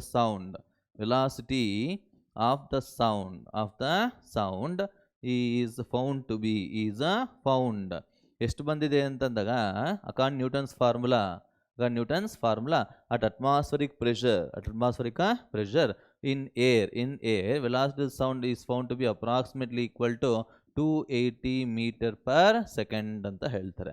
but actual speed of the sound ಏನಾಗಿರುತ್ತೆ ಅಂತಂದಾಗ ಈ actual speed of sound ಅನ್ನೋದು ನಿಮಗೆ it is 330 meter per second ಇಲ್ಲ 340 ಇಲ್ಲ ಜನರಲ್ 332 meter per second ಅಂತನೂ ಬರೀತಾರೆ. ಸೊ ಇದನ್ನು ನಾವು ಅಬ್ಸರ್ವ್ ಮಾಡಿದಾಗ ವೆನ್ ನಾವು observe this Newton's formula and if you calculate what is the speed of sound okay in air or at atmospheric pressure, then we will get v is equals to 280 meter per second, which is not matching for the exact that actual sound speed of sound 332 meter per second ಅಂತ ಹೇಳ್ತಾ ಇದ್ದಾರೆ. ನೋಡಿ 330 ಇಲ್ಲ 340 ಅಂತ ಬರೀತಾರೆ, ಕೆಲವು 332 ಅಂತನೂ ಬರೀತಾರೆ. ಗೊತ್ತಾಗಿದಲ್ವಾ? ಸೊ ಯಾವಾಗಾದ್ರೆ ಈ ಒಂದು ಡಿಫರೆನ್ಸ್ ನಾವು ಅಬ್ಸರ್ವ್ ಮಾಡ್ತೀವೋ ಆವಾಗ ಒಂದು ವಿಷಯ ನಾವು ಚೆನ್ನಾಗಿ ಅರ್ಥ ಮಾಡ್ಕೋಬೇಕು. ಈ ನ್ಯೂಟನ್ಸ್ ಫಾರ್ಮುಲಾಗೆ ಸ್ವಲ್ಪ ಕರೆಕ್ಷನ್ ಅನ್ನೋದು ಬೇಕಾಗಿದೆ. ಓಕೆನಾ? What is that correction? ಆ ಕರೆಕ್ಷನ್ ಯಾರು ಕೊಟ್ಟಿದ್ದಾರೆ ನಿಮಗೆ ಅಂತಂದಾಗ it is given by the scientist Laplace ಅಂತ ಹೇಳ್ತಾರೆ. It is given by scientist Laplace. What is that correction? Observe ಮಾಡಿ. See here, according to Laplace, sound propagation is not isothermal. ಅದು isothermal process ಅಲ್ಲಿ ನಡೆಯೋದಿಲ್ಲ. Sound propagation is an adiabatic process ಅಂತ ಹೇಳ್ತಾರೆ. adiabatic process. ಯಾಕೆ ಅಂತಂದರೆ ನೋಡಿ, sound ಅನ್ನೋದು ಫ್ರ್ಯಾಕ್ಷನ್ ಆಫ್ ಸೆಕೆಂಡ್ಸಲ್ಲಿ ಮೂವ್ ಆಗ್ತಾ ಇರುತ್ತೆ. ಓಕೆನಾ? ಹಾಗಾಗಿ ನಿಮಗೆ ಇದು sudden process. There is no time to exchange the heat energy between the molecules and surroundings ಅಂತ ಹೇಳ್ತಾರೆ. So sound propagation adiabatic process ಅಂತ ಹೇಳ್ತಾರೆ. So he has introduced the term that is gamma p by rho ಅಂತ ಹೇಳ್ತಾರೆ. What is gamma here? Where gamma is nothing but cp by cv. ಇದನ್ನ ನಾವು Laplace correction ಅಂತ ಹೇಳ್ತಾರೆ. Laplace correction. So according to this ಇಲ್ಲಿ gamma general ಆಗಿ ಏನು ತಗೊಂತೀವಿ ನಾವು ಅಂತಂದಾಗ, suppose see here gamma general ನಾವು 1.4 ಅಂತ ತಗೊಳ್ತೀವಿ, which is the for diatomic gas. ಏರಲ್ಲಿ ನಿಮಗಿರೋದು ಮ್ಯಾಕ್ಸಿಮಮ್ ನಿಮಗೆ ಆಕ್ಸಿಜನ್, ನೈಟ್ರೋಜನ್ ಅಲ್ವಾ, ಹಾಗೆ ಡಯಾಟಾಮಿಕ್ ಗ್ಯಾಸ್ ಇರುತ್ತೆ. ಹಾಗಾಗಿ gamma value for air is we can take it as 1.4 ಅಂತ ತಗೋಬಹುದು. Atmospheric pressure 1.013 into 10 to the power of 5 Newton per meter square ಅಂತ ಹೇಳ್ಬೋದು. Density of the air is 1.29 kg per meter cube ಅಂತ ಹೇಳ್ತಾರೆ. kg per meter cube. ಗೊತ್ತಾಗಿದಲ್ವಾ? kg per meter cube. ಇದನ್ನೆಲ್ಲ ನೀವು substitute ಮಾಡಿ simplify ಮಾಡಿದ್ರೆ speed of sound is found to be nearly 332 meter per second, which is a good agree with the theoretical value. ಗೊತ್ತಾಗಿದಲ್ವಾ? Experimental value ಅಂತ ಹೇಳ್ಬೋದು. This is a Laplace correction. Gamma is called as Laplace correction. That is called as what is that? Ratio of specific heat capacities. Ratio of molar specific heat capacities ಅಂತ ಹೇಳಿದ್ರು. Molar specific heat capacities. Now let us see what is the factors affecting sound. ನೋಡೋಣ. What is the factors affecting sound? Factors affecting speed of sound. Actually speed of sound ಅಂತ ಹೇಳ್ತಾರೆ. See here, first one ಏನಪ್ಪ ಅಂತಂದಾಗ we have to understand about what is the effect of pressure. Pressure effect ಏನು ಅಂತಂದಾಗ ನೋಡೋಣ. we know that v is equals to root of gamma p by rho. ಇಲ್ಲ ಅಂತಂದರೆ you can say gamma r t by m ಅಂತ ಹೇಳ್ತಾರೆ. Because from ideal gas equation ನಾವು ಬರೀಬಹುದು PV is equals to RT for 1 molar gas. ಹಾಗಾಗಿ ನಿಮಗೆ P/ρ ನಾವು RT/M ಅಂತ ಬರೀಬಹುದು. This is the speed of sound. Okay, now ಇವಾಗ observe ಮಾಡಿ, as the pressure increases, density will also increase, which implies P/ρ remains constant ಅಂತ ಹೇಳ್ತಾರೆ. ಅರ್ಥ ಮಾಡ್ಕೊಂತ ಇದ್ರಲ್ಲ? So see here, speed of sound ಏನು ಹೇಳ್ಬೋದು ನಾವು ಇಲ್ಲಿ ಅಂತಂದಾಗ is independent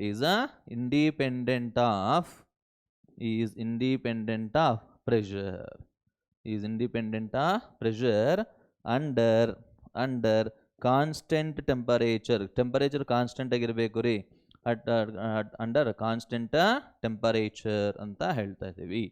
ಗೊತ್ತಾಗಿದಲ್ವಾ? V is equals to root of gamma P/ρ ಇಲ್ಲ gamma RT/M ಅಂತನೂ ಹೇಳ್ಬೋದು. ಓಕೆನಾ? ದಿಸ್ ಇಸ್ ಎಫೆಕ್ಟ್ ಆಫ್ ಪ್ರೆಷರಿಂದ ಯಾವುದೇ ರೀತಿ ಎಫೆಕ್ಟ್ ಆಗಲ್ಲ ಅಂತ ಹೇಳ್ತಾ ಇದ್ದೀವಿ.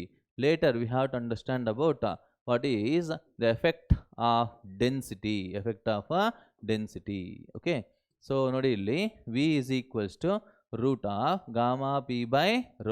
From this we have to understand that speed of sound is inversely proportional to square root of density of the medium ಅಂತ ಹೇಳ್ತಾರೆ. Therefore, as the density increases, speed of sound will decrease ಅಂತ ಹೇಳ್ತಾರೆ. Or as the density decreases, speed of sound will increase ಅಂತ ಕರಿತಾ ಇದ್ದೀವಿ. Is the effect of density. Later, what is the effect of temperature? ನೋಡೋಣ. Temperature ಹೇಗೆ effect ಮಾಡುತ್ತೆ speed of sound ಅಂತಂದಾಗ, we know that V is equals to gamma RT/M ಅಲ್ವಾ? So from this we can say that V is directly proportional to square root of temperature ಅಂತ ಹೇಳ್ತಾರೆ. and inversely proportional to molecular weight of the gas ಅಂತನೂ ಹೇಳ್ಬೋದು ನಾವು. ಓಕೆನಾ? therefore we can say that as the temperature increases, speed of sound will also increase. ಇಲ್ಲ, temperature ಕಡಿಮೆ ಆಗಿದ್ದಾಗ speed of sound will also decrease ಅಂತ ಹೇಳ್ಬೋದು. ಅರ್ಥ ಆಗ್ತದಲ್ವಾ ಹೇಳಿದ್ದು? ನಾವು let us understand what is the effect of humidity. ಇದ್ರ ಮೇಲೆಲ್ಲ ನಿಮಗೆ ಕ್ವಶನ್ಸ್ ಕೇಳ್ತಾ ಇದ್ದಾರೆ ನಿಮಗೆ. Effect of humidity. ಓಕೆನಾ? ಸೊ ಹ್ಯೂಮಿಡಿಟಿ ಅಂದರೆ ಮೀನಿಂಗ್ ಏನು ಇಲ್ಲಿ ಅಂತ ಒಂದ್ಸರಿ ಯೋಚನೆ ಮಾಡಬೇಕು. Humidity is nothing but the amount of water vapour present in a medium ಅಲ್ಲಿ ಎಷ್ಟು ಅಮೌಂಟ್ ಆಫ್ ವಾಟರ್ ವೇಪರ್ ಇದೆ ಅದನ್ನು ಹ್ಯೂಮಿಡಿಟಿ ಅಂತ ಕರಿತೀವಿ. ಸೊ ಒಂದು ವಿಷಯ ಚೆನ್ನಾಗಿ ಅರ್ಥ ಮಾಡ್ಕೋಬೇಕು, ಯಾವಾಗಾದರೆ ಹ್ಯೂಮಿಡಿಟಿ ಅನ್ನೋದು ಜಾಸ್ತಿ ಆಗುತ್ತೋ, when the humidity increases, density of the medium will decrease ಅಂತ ಹೇಳ್ತಾರೆ. therefore since speed is inversely proportional to square root of density, speed of sound will increase. ಗೊತ್ತಾಯ್ತಲ್ವಾ? ಸೊ ನೀಟಾಗಿ ಅಬ್ಸರ್ವ್ ಮಾಡಿ, ಯಾವಾಗಾದರೆ ಹ್ಯೂಮಿಡಿಟಿ ಇನ್ಕ್ರೀಸ್ ಆಗುತ್ತೋ speed of sound will also increases ಅಂತ ಹೇಳ್ತಾರೆ. As a humidity decreases, ಅರ್ಥ ಆಯ್ತಲ್ವಾ? ಆಸ್ ಹ್ಯೂಮಿಡಿಟಿ ಡಿಕ್ರೀಸಸ್, ಹ್ಯೂಮಿಡಿಟಿ ಅನ್ನೋದು ನಿಮಗೆ ಡಿಕ್ರೀಸ್ ಆಗಿದ್ದಾಗ ಓಕೆ ಡೆನ್ಸಿಟಿ ಅನ್ನೋದು ನಿಮಗೆ ಇನ್ಕ್ರೀಸ್ ಆಗುತ್ತೆ, ಸ್ಪೀಡ್ ಅನ್ನೋದು ಡಿಕ್ರೀಸ್ ಆಗುತ್ತೆ. These are factors affecting the speed of sound. ಗೊತ್ತಾಯ್ತಲ್ವಾ? So these how we have to think, analyse the concept of waves introduction and sound. Let us solve few numerical problems. ಕೆಲವು numerical problems ನಾವು solve ಮಾಡೋಣ. ಏನದು ಅಂತ ಒಂದ್ಸರಿ ಓದಿ. A simple harmonic progressive wave is represented by the equation.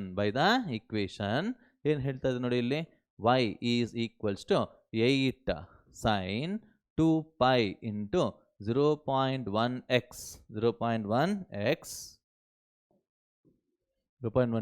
minus 2 T ಅಂತ ಕೊಟ್ಟಿದ್ದಾರೆ, two T. ಓಕೆನಾ, where X and Y are in centimetre. X ಮತ್ತು ವೈ ಅನ್ನು ಸೆಂಟಿಮೀಟರ್ ಮೆಜರ್ ಮಾಡಿದ್ದಾರೆ. ಟಿ ಈಸ್ ಇನ್ ಸೆಕೆಂಡ್ಸ್ ಅಂತ ಹೇಳ್ತಾರೆ. At any instant the phase difference between the two particles separated by 2 centimetre ಅಂತ ಹೇಳ್ತಾರೆ. ಸೊ ಫಾರ್ ಎಕ್ಸಾಂಪಲ್, ವೇವ್ ಅನ್ನು ನಿಮಗೆ propagate ಆಗ್ತಾ ಇದ್ರೆ like this, wave is propagated like this. Assume that ಇಲ್ಲಿ ನಿಮಗೆ 2 ಪಾರ್ಟಿಕಲ್ಸ್ ನಿಮಗೆ ಇರುತ್ತೆ. ಸೊ ಈ 2 ಪಾರ್ಟಿಕಲ್ಸ್ ನೋಡಿ ಇಲ್ಲಿ, let us say this particle 1 and this another particle 2. ಇವೆರಡರ ಮಧ್ಯೆ ಡಿಸ್ಟೆನ್ಸ್ ಅನ್ನೋ ನಿಮಗೆ, ಪಾತ್ ಡಿಫರೆನ್ಸ್ ಅನ್ನೋ ನಿಮಗೆ 2 ಸೆಂಟಿಮೀಟರ್ ಕೊಟ್ಟಿದ್ದಾರೆ. ಹಾಗಿದ್ದಾಗ ಅವೆರಡರ ಮಧ್ಯದಲ್ಲಿ ಫೇಸ್ ಡಿಫರೆನ್ಸ್ ಎಷ್ಟಿದೆ ಕ್ಯಾಲ್ಕುಲೇಟ್ ಮಾಡಿ ಅಂತ ಹೇಳ್ತಾ ಇದ್ದಾರೆ. ಗೊತ್ತಾಗಿದಲ್ವ ಹೇಳ್ತಾರೆ ಇದಂತ ಅಂದ್ಬಿಟ್ಟು. So 2 pi. Okay, so observe ಮಾಡಿ ನೀಟಾಗೆ ಹೇಗೆ ಬರೀಬಹುದು ಅಂತಂದ್ಬಿಟ್ಟು. y is equals to 8 sin 2 pi. y is equals to 8 sin 2 pi into 0.1x. 0.1 ಹೇಗೆ ಬರೀಬೋದು ನಾವಿಲ್ಲಿ? x/10 ಅಂತ ಬರೀಬಹುದಾ? ಸೊ ಈಕ್ವೇಷನ್ ನೀಟಾಗಿ ಅಬ್ಸರ್ವ್ ಮಾಡಿ. ಈ ಈಕ್ವೇಷನ್ ನಾವು ನೀಟಾಗೆ ಕಂಪೇರ್ ಮಾಡ್ಕೊಳ್ಳೋಣ. ಸೊ ಒಂದು ನಿಮಿಷ, see here, you can write y is equals to 8 sin ಇಲ್ಲಿ ನೋಡಿ 2 pi into 0.1x minus 2 pi into 2 into t ಅಂತ ಹೇಳ್ಬೋದು. ಇದು right or not? Therefore simplify ಮಾಡೋಣ, ಏನು ಬರುತ್ತೆ ಅಂತ ನೋಡೋಣ. ನೋಡಿ ಇಲ್ಲಿ ಈ ಒಂದು ಈಕ್ವೇಷನ್ನ ಕಂಪೇರ್ ಮಾಡಿಕೊಳ್ಳೋಣ. If you compare this with a standard equation, y is equals to a sin kx minus omega T. ಇದ್ರ ಜೊತೆ ನಾವು ಕಂಪೇರ್ ಮಾಡ್ಕೊಂಡಿದ್ದಾಗ ಆಂಪ್ಲಿಟ್ಯೂಡ್ ಅನ್ನೋದು ನಿಮಗೆ 8 ಸೆಂಟಿಮೀಟರ್ ಸಿಗುತ್ತೆ. ಕೆ ಅನ್ನೋದು ನಿಮಗೆ 2 ಪೈ ಇಂಟು 0.1 ಅಂತ ಸಿಗುತ್ತೆ. And one more thing, omega ಅನ್ನೋದು ನಿಮಗೆ 2 ಪೈ ಇಂಟು 2 ಅಂತ ಬರುತ್ತೆ. Therefore they are asking what is the we can phase difference ಎಲ್ಲ ಕ್ಯಾಲ್ಕುಲೇಟ್ ಮಾಡಬೇಕಾದ್ರೆ ನಾವು we have to calculate what is the phase difference. So ಹೇಗೆ ಕ್ಯಾಲ್ಕುಲೇಟ್ ಮಾಡ್ಬೋದು ನೋಡಿ ಇಲ್ಲಿ. path difference is given. what is the path difference given to you? 2 centimetre ಅಂತ ಹೇಳ್ತಾ ಇದ್ದಾರೆ. 2.0 ಸೆಂಟಿಮೀಟರ್. ನಮಗೆ ಗೊತ್ತಿದೆ ಏನದು ಅಂತಂದರೆ, phase difference is always equals to 2 pi by lambda into path difference. Okay, what is this 2 pi by lambda? It is nothing but k alva, k into delta x. So what is the k value? K value ಎಷ್ಟು ಬಂದಿದೆ ನೋಡಿ ಇಲ್ಲಿ, 0.2 pi ಆಗಿರುತ್ತೆ ಇಲ್ಲಿ. 0.2 pi into what is the value? 2. So simplify ಮಾಡೋಣ. 2 into 0.2 ಅಂದರೆ 4 into 180 degrees. Pi radiance ಅಂತಂದರೆ 180 degrees. ಯಾಕೆ 180 ಡಿಗ್ರೀಸಲ್ಲಿ ಅಂತಂದಾಗ ಎಲ್ಲ ಆಪ್ಷನ್ಸ್ ನಿಮಗೆ all the options are in degrees. So ಇದನ್ನು ನೀವು ಸಿಂಪ್ಲಿಫೈ ಮಾಡಿದ್ದಾಗ you will get the answer as 72 degrees. Therefore we can go with option D. ಗೊತ್ತಾಗಿದಲ್ವಾ? So similarly let us think about the second equation. ಅವ್ರೇನು ಹೇಳ್ತಾ ಇದ್ದಾರೆ sir ನೋಡಿ ಇಲ್ಲಿ, the displacement of a particle is given by 3x is equals to 3 sin 5 pi t plus 4 cos 5 pi t ಅಂತ ಕೊಟ್ಟಿದ್ದಾರೆ. The amplitude of the particle is ಅಂತ ಕೇಳ್ತಾ ಇದ್ದಾರೆ. ಒಂದ್ಸರಿ ನೀಟಾಗೆ ನೀವು ಅಬ್ಸರ್ವ್ ಮಾಡಿದ್ದೀರಾ ಅಂತಂದಾಗ ನೋಡಿ, this is the super position of 2 waves ಅಂತ ಹೇಳ್ಬೋದು. 2 ವೇವ್ಸ್. ಓಕೆ, ಇದರ ಆಂಪ್ಲಿಟ್ಯೂಡ್ ಹೇಗಿರುತ್ತೆ ನಮಗೆ ಅಂತ ಒಂದ್ಸರಿ ನೋಡೋಣ. x is equals to 3 sin 5 pi t plus 4 cos 5 pi t ಅಂತ ಹೇಳ್ತಾರೆ. 2 ವೇವ್ಸ್ ಇದೆ ನಿಮಗೆ. ಫಸ್ಟ್ ಒಂದು ಇಸ್ A1 ಅಂತ ತಗೊಳ್ಳೋಣ, ಇದನ್ನ A2 ಅಂತ ಕನ್ಸಿಡರ್ ಮಾಡೋಣ. ನೋಡಿ ಇಲ್ಲಿ ಸೈನು ಮತ್ತು ಕಾಸ್ ಇದೆ. ಸೈನ್ಗೂ ಕಾಸು ಫೇಸ್ ಡಿಫರೆನ್ಸ್ ಅಂದರೆ ಯಾವತ್ತೇ ಆಗಲಿ π/2 90 ಡಿಗ್ರಿ ಇರುತ್ತೆ. Therefore we can say that resultant amplitude is equals to root of A1 square plus A2 square plus 2A1 A2 cos 5 ಅಂತ ಹೇಳ್ತಾರೆ. cos 5 ಅಂದರೆ 90 ಡಿಗ್ರಿ ಅಲ್ವಾ. So this term will become equal to 0. So resultant amplitude becomes equals to root of A1 square plus A2 square ಅಂತ ನಾವು ಹಾಕಿದ್ದಾಗ you will get this 3 square plus 4 square ಅಂತ ಬರೀಬಹುದು. Which is nothing but 9 + 16 nothing but 5 units ಅಂತ ಹೇಳ್ತೀವಿ, 5 units. therefore what is the option we can go with? We can go with option C, option C. ಅರ್ಥ ಆಯ್ತಲ್ವಾ? Let us see the next numerical problem. ನೋಡಿ ಇಲ್ಲಿ, in a wave motion y is equals to a sin kx minus omega t ಅಂತ ಕೊಟ್ಟಿದ್ದಾರೆ. a sin kx minus omega t. The y can represent ನೋಡಿ, ತುಂಬಾ ಜನ students ಇಲ್ಲಿ okay miss concept ಅದ misunderstanding ಮಾಡ್ಕೊತಾರೆ. ಏನಂತಂದಾಗ ವೇವ್ಸ್ ಓದಬೇಕಾದ್ರೆ ವೈನ ಯಾವತ್ತೇ ಆಗಲಿ ಡಿಸ್ಪ್ಲೇಸ್ಮೆಂಟ್ ಅಂತ ನಾವು ಥಿಂಕ್ ಮಾಡ್ತೀವಿ, ಓದಿರ್ತೀವಿ. ಬಟ್ ಇಲ್ಲಿ ನೋಡಿ, ಇಲ್ಲಿ electric field, magnetic field, displacement, pressure ಅಂತ ಹೇಳ್ತಾ ಇದ್ದಾರೆ. ಚೆನ್ನಾಗಿ ಅರ್ಥ ಮಾಡ್ಕೊಳ್ಳಿ. ವೇವ್ ಮೋಷನ್ ಅಂತ ಹೇಳಿದ್ದಾರೆ ಅಷ್ಟೇ ಅವರು. ಯಾವಾಗಾದ್ರೆ ವೇವ್ ಮೋಷನ್ ಅಂತ ಹೇಳ್ತಾರೋ, ವೇವ್ ಅನ್ನೋದು ನಿಮಗೆ ನೋಡಿ ಎಲೆಕ್ಟ್ರೋಮ್ಯಾಟಿಕ್ ವೇವ್ಸ್ ಆಗಿರ್ಬೋದು, ಲಾಂಗಿಟ್ಯೂಡ್ನಲ್ ವೇವ್ಸ್ ಆಗಿರ್ಬೋದು, ಪ್ರೆಷರ್ ವೇವ್ಸ್ ಆಗಿರ್ಬೋದು. ಹಾಗಾಗಿ we can say that y can represent electric ಫೀಲ್ಡ್ನ ರೆಪ್ರೆಸೆಂಟ್ ಮಾಡಬಹುದು. ಇಲ್ಲ ಅಂತಂದಾಗ ಮ್ಯಾಗ್ನೆಟಿಕ್ ಫೀಲ್ಡ್ನ ರೆಪ್ರೆಸೆಂಟ್ ಮಾಡುತ್ತೆ. ಇಲ್ಲಾಂದರೆ ಡಿಸ್ಪ್ಲೇಸ್ಮೆಂಟ್ ಆಫ್ ದ ವೇವ್ನು ಸಹ ರೆಪ್ರೆಸೆಂಟ್ ಮಾಡುತ್ತೆ. ಆ್ಯಂಡ್ ಒನ್ ಮೋರ್ ಥಿಂಗ್, ನಿಮಗೆ ಪ್ರೆಷರ್ ಅನ್ನೋದನ್ನು ಸಹ ರೆಪ್ರೆಸೆಂಟ್ ಮಾಡುತ್ತೆ. therefore we can say option E ಅಂತ ಬರೆದ್ಬಿಟ್ಟು ನಿಮಗೆ ಆಲ್ ದಿ ಅಬೌವ್ ಅಂತ ಹಾಕ್ತೀನಿ. So it is option E, all the above. The y represent electric field, variation of electric field, variation of magnetic field, one more thing displacement represent ಮಾಡ್ಬೋದು, ಇಲ್ಲ ಪ್ರೆಷರ್ನು ಸಹ represent ಮಾಡಬಹುದು. ಗೊತ್ತಾಯ್ತಲ್ವಾ? So let us see the next question here. Find the ratio of speed of sound in nitrogen gas and to that of helium gas ಅಂತ ಹೇಳ್ತಾ ಇದ್ದಾರೆ. Ratio of speed of sound in nitrogen gas as well as helium gas. ನೋಡಿ ಇಲ್ಲಿ, what is speed of sound in the gas? It is equals root of gamma RT by capital M ಅಂತ ಹೇಳ್ತಾ ಇದ್ದಾರೆ at 300 kelvin. ನೋಡಿ, temperature is constant. ಯಾವಾಗ temperature ಅನ್ನೋದು constant ಆಗಿರುತ್ತೋ, speed is directly proportional to gamma and inversely proportional to molecular mass ಅಂತ ಹೇಳ್ಬೋದು. therefore we can say that ನೋಡಿ ಇಲ್ಲಿ, speed of nitrogen to speed of what is helium, speed of helium VHE is equals to root of gamma nitrogen divided by gamma helium into molecular weight of helium divided by molecular weight of nitrogen ಅಂತ ಬರೀಬಹುದು. This is the ratio of speeds. Now substitute all the values here. Observe ಮಾಡಿ ನೀಟಾಗಿ. What is gamma? Gamma for nitrogen is equals to 7/5 ಅಂತ ಬರುತ್ತೆ. and gamma for helium ಬಂದ್ಬಿಟ್ಟು ನಿಮಗೆ 5/3 ಬರುತ್ತೆ. and one more thing, molecular mass of nitrogen is equals to, molecular mass ಎಷ್ಟು ಬರುತ್ತೆ ನಿಮ್ಗೆ ಇಲ್ಲಿ 28 and molecular mass of helium is equals to 4.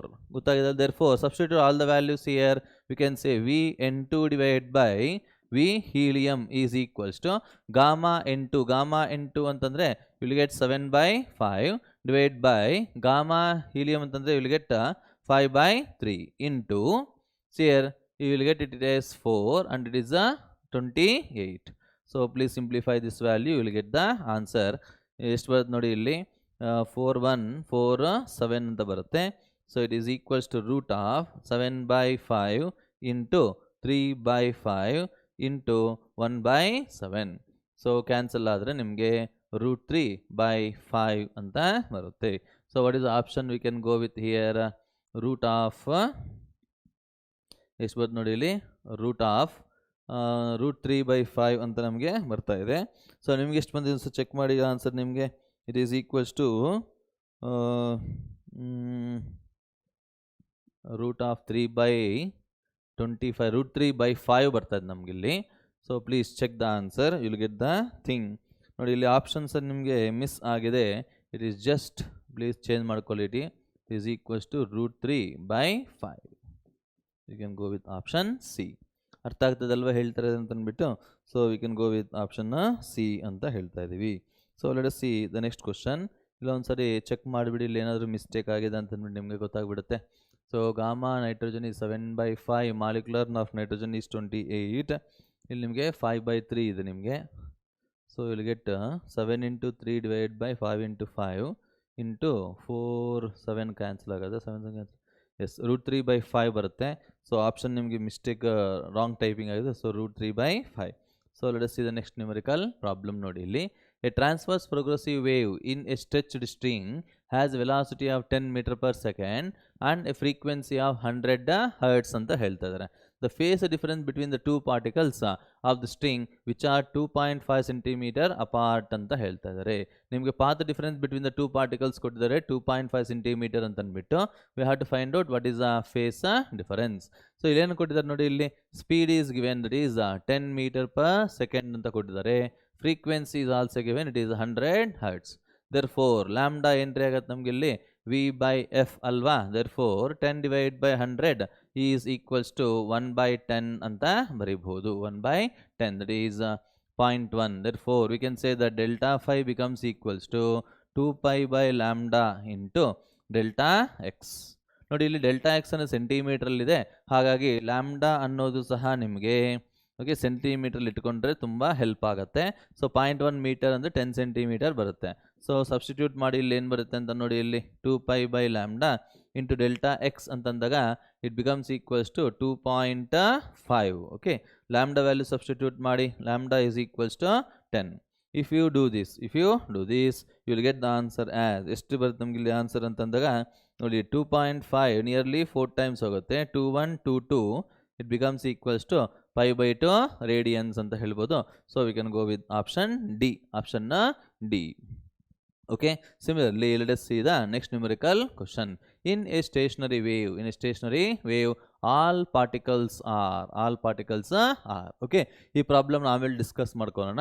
Stationery wave ಸಂಬಂಧಪಟ್ಟಿರೋದು, ಹಾಗಾಗಿ will go discuss next thing. ನೋಡಿ, path difference between the two waves. What is the path difference between two waves? Whenever you observe this first wave, y1 is equals to a sin omega t minus 2 pi x by lambda anta helidare. So we can say this is the phase of the first particle anta karitivi. So idanna hege baribodu nodi, illi y2 can be written as a2 into path difference between the two waves. a2 ಇಲ್ಲ ಅನ್ಸುತ್ತೆ, it is also a only ಪಾ please. ಇಲ್ಲಿ 2 ಇಲ್ಲ, ನಮಗೆ cancel ಮಾಡ್ಕೊಳ್ಳಿ. Will get only a cos of omega T minus 2 pi x by lambda plus 5 ಅಂತ ಕೊಟ್ಟಿದ್ದಾರೆ. ಇದನ್ನು ನಾವು ಕನ್ವರ್ಟ್ ಮಾಡ್ಕೊಳ್ಳೋಣ. y2 ಈಸ್ ಈಕ್ವಲ್ಸ್ ಟು ಸೈನಲ್ಲೇ ಬರೀಬೇಕಾಗಿರುತ್ತೆ. a sine omega T minus 2 pi x by lambda plus 5 plus π/2. Sine 90 plus theta is cos ಅಲ್ವಾ, ಹಾಗಾಗಿ π/2 ಅಂತ ಹೇಳ್ತಾರೆ. So what is the phase of the second particle? It is φ2 ಅಂತ ಬರೀಬಹುದು. therefore phase difference is equals to φ2 minus φ1. So substitute ಮಾಡಿ, omega T minus 2 pi x by lambda ಎಲ್ಲ cancel ಆಗುತ್ತೆ, ನಿಮಗೆ 5 ಪ್ಲಸ್ π/2 ಮಾತ್ರ ಬರುತ್ತೆ. This is the phase difference. So what is the option we can go with here? 5 plus π/2. Is it right? 2 pi by lambda. ಇನ್ನೊಂದೇನ್ರಿ ಇಲ್ಲಿ ನಿಮಗೆ 5 plus ಅಷ್ಟು ತನಕ ಬರೋದು ನಿಮ್ಗೆ ಇಲ್ಲಿ 5 plus π/2. So will go with option B. Lambda by 2 pi ಎಲ್ಲ print ಆಗಿದೆ, wrong print ಆಗಿದೆ. Please don't worry about that. So lambda by 2 pi ನಿಮಗೆ ಬರೋದಿಲ್ಲ. This is how we can simplify the phase difference. See the next numerical question. ನೋಡಿ ಇಲ್ಲಿ a plane wave is represented by x is equals to 1.2 sin 314 t plus 12.56 y ಅಂತ ಕೊಟ್ಟಿದ್ದಾರೆ. where x and y are distances measured along in x and y direction in meter ಅಂತ ಹೇಳಿದ್ದಾರೆ. and t is in time, t in seconds. this wave has ಅಂತ ಹೇಳ್ತಾ ಇದ್ದಾರೆ. ನೋಡಿ ಇಲ್ಲಿ ಯಾವುದು A wave length find out ಮಾಡಬೇಕು. ಅಷ್ಟೇ ಅಲ್ಲ, ಅದು ಯಾವ ಡೈರೆಕ್ಷನಲ್ಲಿ ಹೋಗ್ತಾ ಇದೆ ಅನ್ನೋದು ಸಹ ನಾವು ಐಡೆಂಟಿಫೈ ಮಾಡಬೇಕು. So how can we say that ಇಲ್ಲಿ ನೋಡಿ, ನೀಟಾಗೆ ಅರ್ಥ ಮಾಡ್ಕೊಳ್ಳಿ. ಇನ್ನು ವಿ ಕ್ಯಾನ್ ಸೇ ದಟ್ ಈ ವೇವ್ ಲೆಂತ್ ಎಷ್ಟು ಬರುತ್ತೆ ಅಂತ ಚೆಕ್ ಮಾಡಿ ನೀಟಾಗಿ ಏನು ಬರುತ್ತೆ ಅಂತ ಅಂದ್ಬಿಟ್ಟು ನಿಮಗೆ x is equal to 1.2 sin 314 t plus 12.56 y ಅಂತ ಕೊಟ್ಟಿದ್ದಾರೆ. So x becomes equal to ಏನು ಬರುತ್ತೆ ಇಲ್ಲಿ ನಮಗಿಲ್ಲಿ, we can compare a sin omega t plus ky ಅಂತ ಹೇಳ್ತಾ ಇದ್ದಾರೆ. ಸೊ ಇದನ್ನು ಕಂಪೇರ್ ಮಾಡಿದ್ದಾಗ ನಮಗೇನು ಬರುತ್ತೆ, ಒಮೆಗಾ ಬಿಕಮ್ಸ್ ಈಕ್ವಲ್ಸ್ ಟು 314 ಬರುತ್ತೆ and k becomes equals to 12.56 ಅಂತ ಬರುತ್ತೆ ಮೀಟರ್ಸ್. ಓಕೆ, ಪರ್ ಮೀಟರ್ ಅಂತ ಹೇಳ್ಬೋದು. therefore they are asking wavelength ಅಲ್ವಾ, wavelength is equals to we can say 2π/k ಅಂತ ಹೇಳ್ಬೋದು. ಸೊ 2 ಇಂಟು ಪೈ ಅಂದು 3.14 divide by 12.56 ಅಂತ ಹೇಳ್ತಾರೆ, 12.56. ಇದನ್ನು ಅಪ್ರಾಕ್ಸಿಮೇಟ್ಲಿ ನಿಮಗೆ 4 ಟೈಮ್ಸ್ ನೀವು ಕ್ಯಾನ್ಸಲ್ ಮಾಡ್ಬೋದು. 3 4s 12 ಅಲ್ವಾ. ಸೊ ಅಪ್ರಾಕ್ಸಿಮೇಟ್ಲಿ 4 ಟೈಮ್ಸ್ ಅಂತಂದಾಗ 2/4 ಇಸ್ ನಥಿಂಗ್ ಬಟ್ 0.5 ಮೀಟರ್ ಅಂತ ಬರುತ್ತೆ. Lambda becomes equals to 0.5 metre. And see here ಯಾವ ಡೈರೆಕ್ಷನಲ್ಲಿ ಹೋಗ್ತಾ ಇದೆ ಅಂತ ನೋಡ್ಬೇಕು ನಾವಿಲ್ಲಿ. ಇಲ್ಲಿ ಪ್ಲಸ್ ಅಂತ ಕೊಟ್ಟಿದ್ದಾರೆ. ಪ್ಲಸ್ ಅಂತ ಇದ್ರೆ ಏನ್ರಿ ಅರ್ಥ ನಿಮಗೆ, ನೆಗೆಟಿವ್ ತಾನೆ, negative y direction. Therefore the wave length of 0.5 metre and it travels in positive ಬರುತ್ತನಪ್ಪ. ಇಲ್ಲಿ ಸ್ವಲ್ಪ ಮಿಸ್ ಆಗಿದೆ. We can go with negative direction ಅಪ್ಪ. ಇಲ್ಲಿ ನಿಮಗೆ it is a negative y direction, ಗೊತ್ತಾಯ್ತಲ್ವಾ. So we can go with option C, wave length of 0.5 metre and travels in what is that negative y direction. ಗೊತ್ತಾಗಿದಲ್ವಾ ಹೇಗೆ ಮಾಡ್ತಾ ಇದೀವಿ ಅಂತ ಅಂದ್ಬಿಟ್ಟು. ಸೀದಾ ನೆಕ್ಸ್ಟ್ ನ್ಯೂಮರಿಕಲ್ ಕ್ವಶನ್ ಏನು ಹೇಳ್ತಾ ಇದೆ ನೋಡಿ ಇಲ್ಲಿ. The equation of displacement of 2 waves is given as, ನೋಡಿ ಇಲ್ಲಿ y1 is equals to 10 sin of 3πt plus π/3 ಅಂತ ಕೊಟ್ಟಿದ್ದಾರೆ. ಆ್ಯಂಡ್ ಸೆಕೆಂಡ್ ಒನ್ ಏನು ಕೊಟ್ಟಿದ್ದಾರೆ ನೋಡಿ, y2 becomes equals to 5 into sin 3πt plus √3 cos 3πt ಅಂತ ಕೊಟ್ಟಿದ್ದಾರೆ. So they are asking what is the ratio of their amplitudes, so first ನಾವು compare ಮಾಡ್ಕೊಂಡಿದ್ದಾಗ first ವೇವ್ದು ಆಂಪ್ಲಿಟ್ಯೂಡ್ ಬಂದ್ಬಿಟ್ಟು ನಿಮಗೆ let us say A1 which is equals to 10 units ಅಂತ ಹೇಳೋಣ. But ಇಲ್ಲಿ ನೋಡಿ ಈ y2 ಅನ್ನೋದು ನಿಮಗೆ it is superposition of 2 or more waves ಅಂತ ಹೇಳ್ತಾ ಇದ್ದೀವಿ.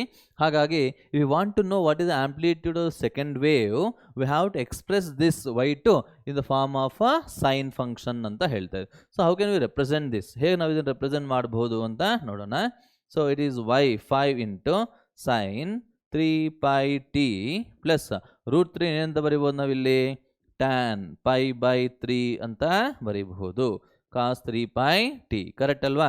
ನೋಡಿ ಇಲ್ಲಿ tan π/3 ಏನು ಬರಿಬೋದು ನಾವಿಲ್ಲಿ, y2 is equals to 5 into sine of 3πt plus sine π/3 divide by cos π/3 into cos 3πt ಅಂತ ಹೇಳ್ತಾ ಇದ್ದೀವಿ. ಗೊತ್ತಾಯ್ತಲ್ವಾ. ಸೊ LCM ತಗೊಂಡು ನಾವು ಸಿಂಪ್ಲಿಫೈ ಮಾಡೋಣ, ಏನು ಬರುತ್ತೆ ನೋಡೋಣ. LCM will get it as cos π/3 ಅದು cos 60 ಡಿಗ್ರಿ, ಚೆನ್ನಾಗಿ ಅರ್ಥ ಮಾಡ್ಕೊಳ್ಳಿ. ನೋಡಿ ಇಲ್ಲಿ ಹೇಗೆ ಬರುತ್ತೆ ನೋಡಿ, ಇಲ್ಲಿ sin 3πt okay into cos π/3 plus sin π/3 into cos 3πt. ಇದು ಹೇಗಿದೆ ನೋಡಿ ಇಲ್ಲಿ ಮೇಲೆ. Okay, sin A cos B plus cos A sin B formula ಇದೆ. ಹಾಗಾಗಿ ನಿಮಗೆ y2 becomes equals to 5 divide by cos 60 ಅಂದರೆ 1/2 ಎಲ್ಲ ಬರಿಬಹುದು. We can write this as sine of 3πt plus π/3 ಅಂತ ಬರೀಬಹುದು. ಗೊತ್ತಾಗಿದಲ್ವಾ. Therefore you can say y2 becomes equals to 10 into sine of 3πt plus π/3. So ಇದನ್ನು ನೀವು ಕಂಪೇರ್ ಮಾಡ್ಕೊಂಡಿದ್ದಾಗ A2 ವ್ಯಾಲ್ಯೂ ಎಷ್ಟು ಬರುತ್ತೆ ನಮ್ಗೆ ಇಲ್ಲಿ ನೋಡಿ, ಇಲ್ಲಿ A2 becomes equals to 10 units ಅಂತ ಬರುತ್ತೆ. Therefore what is the ratio here, ratio ಏನ್ರಿ ಬರುತ್ತೆ ನಮ್ಗೆ ಇಲ್ಲಿ A1/A2 ನೋಡಿ, ಇಲ್ಲಿ A1/A2 becomes equals to 10/10 which is equals to 1:1. Therefore we can go with option C, okay. So let us see the next numerical question ಏನು ಹೇಳ್ತಾ ಇದೆ ಅಂತ ಒಂದ್ಸರಿ ನೋಡೋಣ. Okay, this are the few examples. ನಾವು waves ಮತ್ತು sound base ಮಾಡಿಕೊಂಡು questions ಹೇಳಿದ್ದೀವಿ. So before going to see this stationery waves ನೋಡೋಕ್ಕೂ ಮುಂಚೆ let us understand about what is the principle of superposition. What is the meaning of principle of superposition? ಏನಿಲ್ಲ principle of superposition ಅನ್ನೋದು ಅಂತಂದಾಗ See here, when two or more waves which are traveling in the same direction or in opposite direction superimpose, ಒಂದಕ್ಕೊಂದು overlap ಆಗಿದ್ದಾಗ ನಿಮಗೆ resultant displacement is always equals to the algebraic sum of the individual displacements of the waves ಅಂತ ಹೇಳ್ತಾರೆ. y is equals to y1 plus or minus y2 plus or minus y3 plus so on ಅಂತ ಹೇಳ್ತಾರೆ. ಗೊತ್ತಾಗಿದಲ್ವಾ? For two waves, let us say here, we can say that ನೋಡಿ ಇಲ್ಲಿ example y1 is equals to a1 into sin omega t ಅಂತ ಕೊಡ್ತಾ ಇದೀವಿ. ಈ second wave ಅನ್ನೋದು ನಿಮಗೆ a2 ಅನ್ನೋದು ನಿಮಗೆ sin of omega t plus phi ಅಂತ ಕೊಟ್ಟಿದ್ದಾರೆ. Therefore, what is the resultant amplitude here? This is amplitude of first wave, a2 is amplitude of the second wave. So when they superimpose, we can write y is equals to y1 plus y2 ಅಂತ ಬರಿತಾ ಇದೀವಿ. y is equals to y1 plus y2. So y becomes equals to a1 sin omega t plus a2 sin omega t plus phi ಅಂತ ಬರಿತೀವಿ.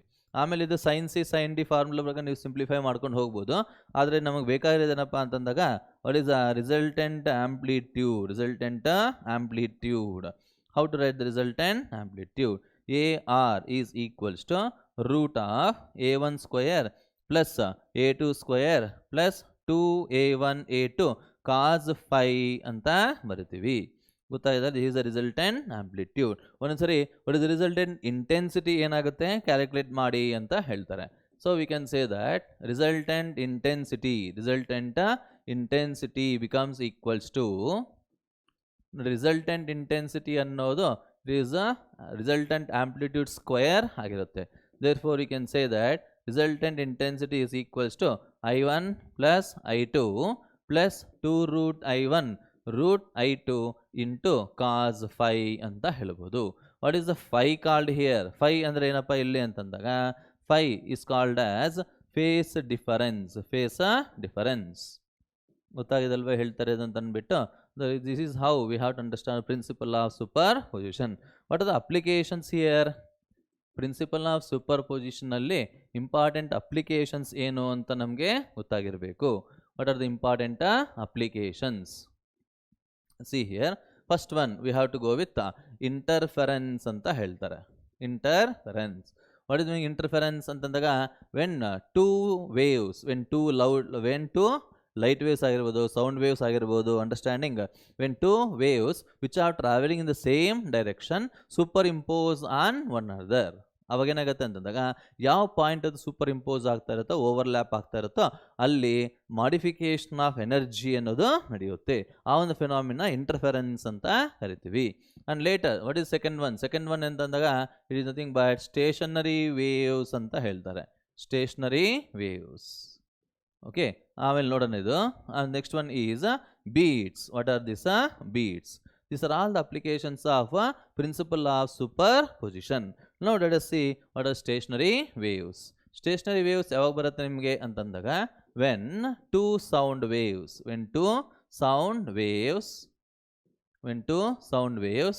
having same amplitude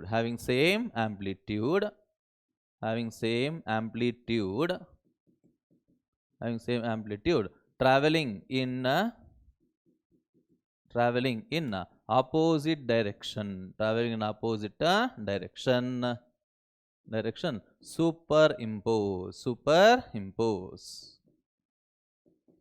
superpose ಆಗಿದ್ದಾಗ okay we will get stationary waves ಅಂತ ಹೇಳಿದೆ. Simple ಆಗಿ ಹೇಳ್ತಾ ಇದ್ದೀನಿ ನಾನು.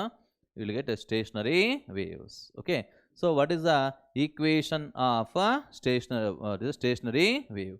equation ಏನಪ್ಪ ಅಂತಂದಾಗ y is equals to a sin kx cos omega t ಅಂತ ಬರೀಬಹುದು. ಇಲ್ಲ ಅಂತಂದಾಗ we can also write this as y is equals to a cos kx into sin omega t ಅಂತ ಬರೀಬಹುದು. is a standard equation to identify whether the wave is a stationary wave or a progressive wave. ನೋಡಿ ಯಾವಾಗಾದ್ರೆ ನಿಮಗೆ ಕಾಂಬಿನೇಷನಲ್ಲಿ sign ಮತ್ತು cos ಎರಡು combination ಪ್ರಾಡಕ್ಟಲ್ಲಿದೆ ಅಂತಂದಿದ್ದಾಗ then we have to identify it is a stationary wave ಗೊತ್ತಾಗ್ತದಲ್ವಾ. So what is this omega ಅಂದರೆ ಇಲ್ಲಿ ಅಂತಂದಾಗ it is nothing but 2πf ಅಂತಲೂ ಬರೀಬೋದು. 2πf ಆಂಗುಲಾರ್ frequency.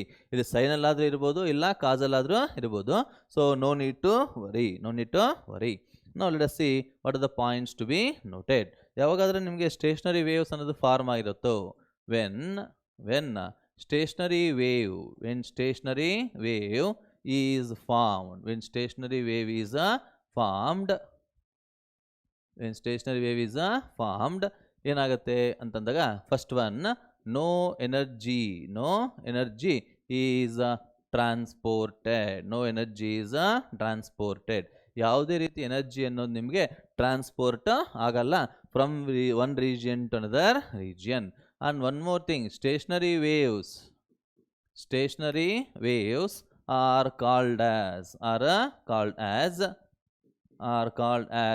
ಲೋಕಲೈಸ್ಡ್ ವೇವ್ ಅಂತ ಹೇಳ್ತಾರೆ. ಲೋಕಲೈಸ್ಡ್ ವೇವ್ ಯಾಕೆ ಅಂತಂದಾಗ ಸಿ ಹಿಯರ್, ಯಾವಾಗ ಎಲ್ಲಾದರೆ ಸ್ಟೇಷನರಿ ವೇವ್ಸ್ ಫಾರ್ಮ್ ಆಗಿರುತ್ತೋ ಅಲ್ಲಿ ಎನರ್ಜಿ ಅನ್ನೋದು ಸ್ಟೇಷನರಿ ಆಗಿರುತ್ತೆ, ಕಾನ್ಸ್ಟೆಂಟ್ ಆಗಿರುತ್ತೆ, ಅದು ಅಲ್ಲಿಂದ ಆ ಜಾಗದಿಂದ ಮುಂದಕ್ಕೆ ಹೋಗೋದಿಲ್ಲ.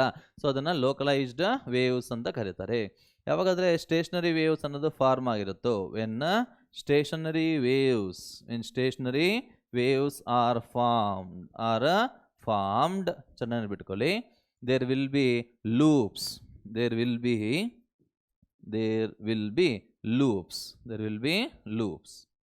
So see here, for example, ಒಂದು ಸ್ಟ್ರಿಂಗ್ನ ಕನ್ಸಿಡರ್ ಮಾಡಿಕೊಂಡು ಎರಡು ರಿಜಿಡ್ ಸಪೋರ್ಟ್ ಮಧ್ಯದಲ್ಲಿ ನಾನು ಫಿಕ್ಸ್ ಮಾಡ್ತಾ ಇದ್ದೀನಿ.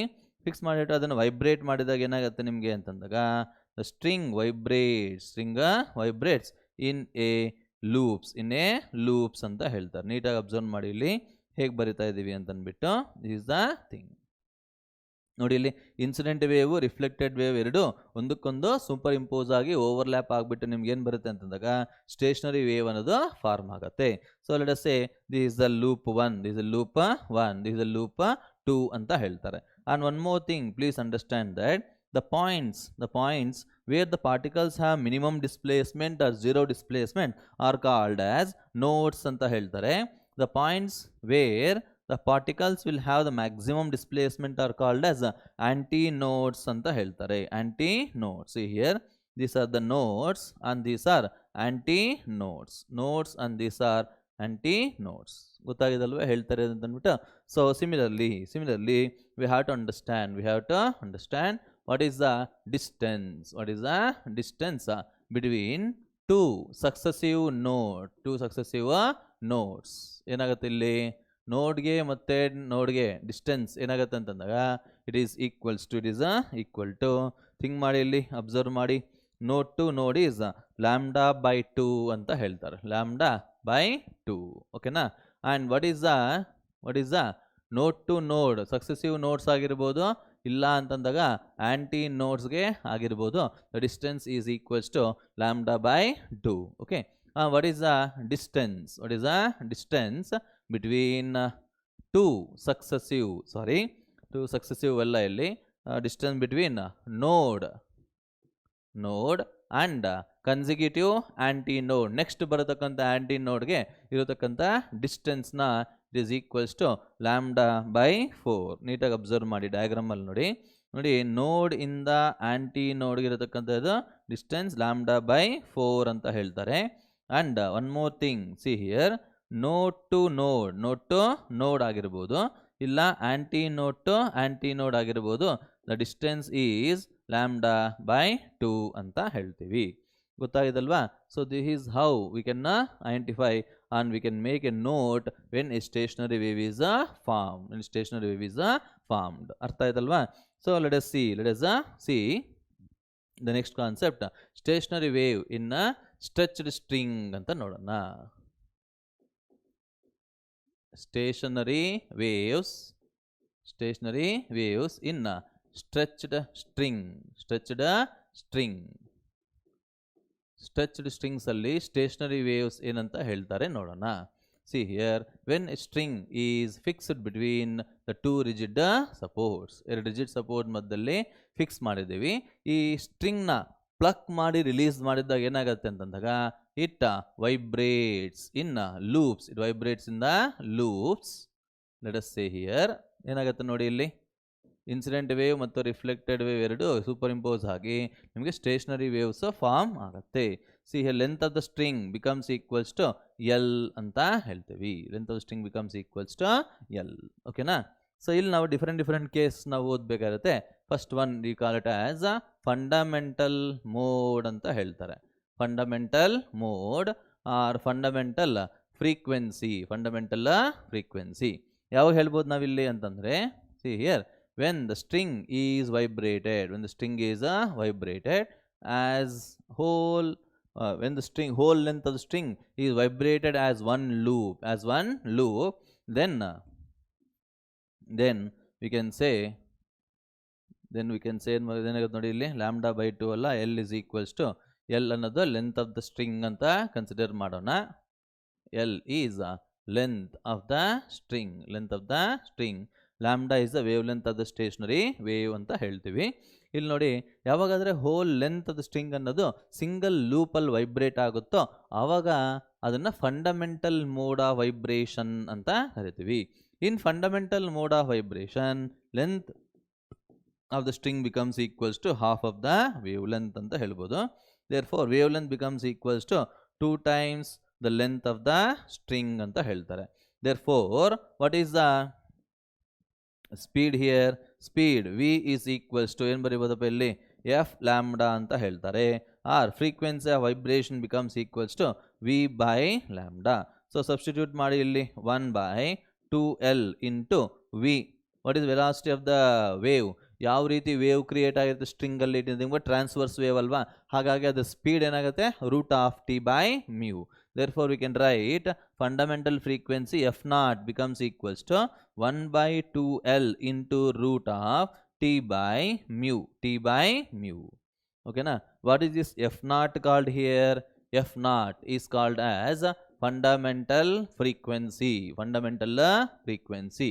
ಅರ್ಥ ಮಾಡ್ಕೊತಾ ಇದ್ದೀರಲ್ವಾ ಏನು ಹೇಳ್ತಾ ಇದ್ದೀವಿ ಅಂತಂದ್ಬಿಟ್ಟು. ಸೊ ನೋಡಿ, ಫಂಡಮೆಂಟಲ್ ಫ್ರೀಕ್ವೆನ್ಸಿ ಅಂದರೆ ಹೇಗೆ ಡಿಫೈನ್ ಮಾಡ್ತಾ ಇದ್ದೀವಿ ನಾವು ಅಂತಂದರೆ, the frequency of vibration of A string when the whole length of the string is vibrated as one loop. That is called fundamental frequency. Suppose see here, ಇನ್ನೊಂದು example ನೋಡೋಣ.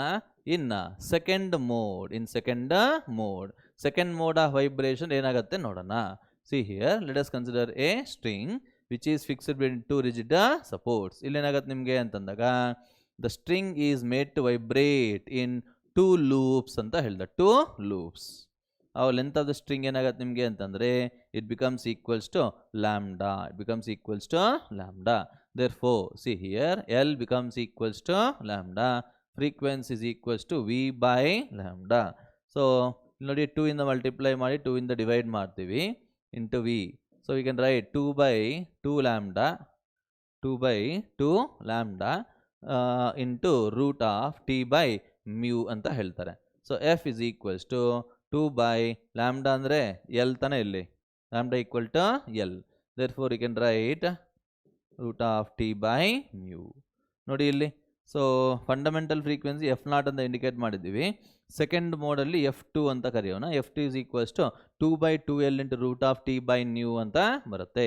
That is nothing but similarly for in pth loop, in a pth mode, what is the fundamental frequency?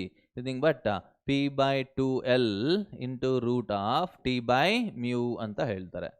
What is this p called here? P is represent number of loops ಅಂತ ಹೇಳ್ತಾರೆ. number of loops ಗೊತ್ತಾಗ್ತದಲ್ವಾ?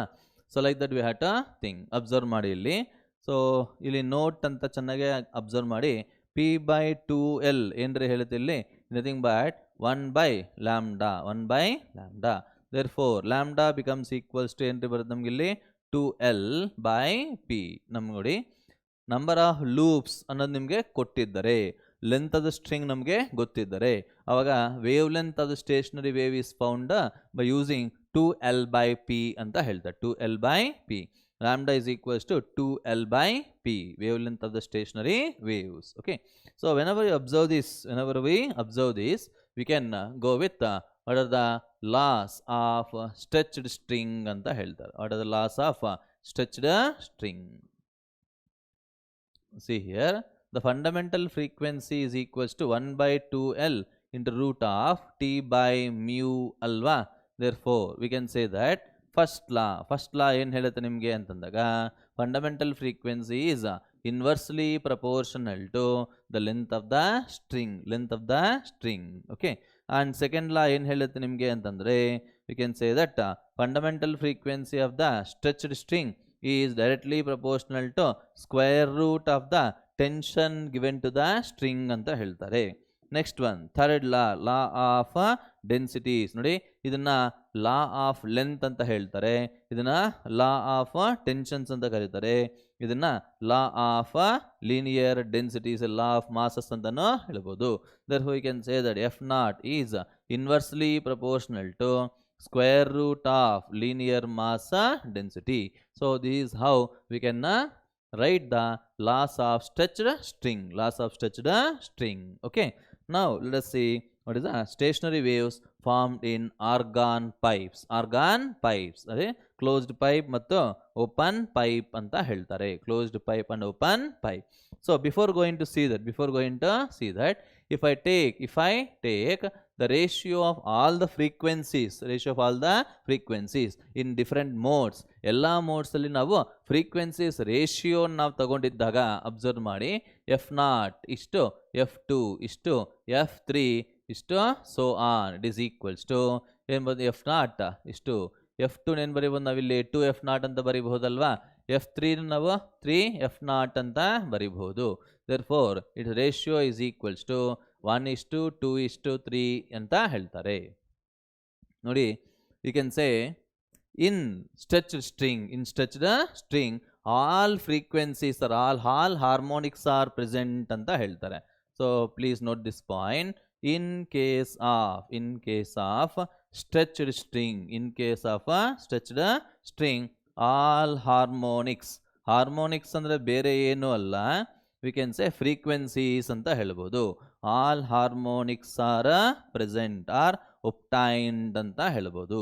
ನೋಡಿ, ಇಲ್ಲಿ even harmonics, even frequencies ಸಿಗ್ತಾ ಇದೆ. Okay, what is that? Odd frequency ಸಹ ನಮಗೆ ಸಿಗ್ತಾ ಇದೆ. therefore all frequencies are present are all harmonics are present ಅಂತ ಹೇಳ್ತಾ ಇದ್ದೀವಿ. ಓಕೆನಾ? Like that we have to think. later we have to understand what is the stationary waves formed in argon pipes. argon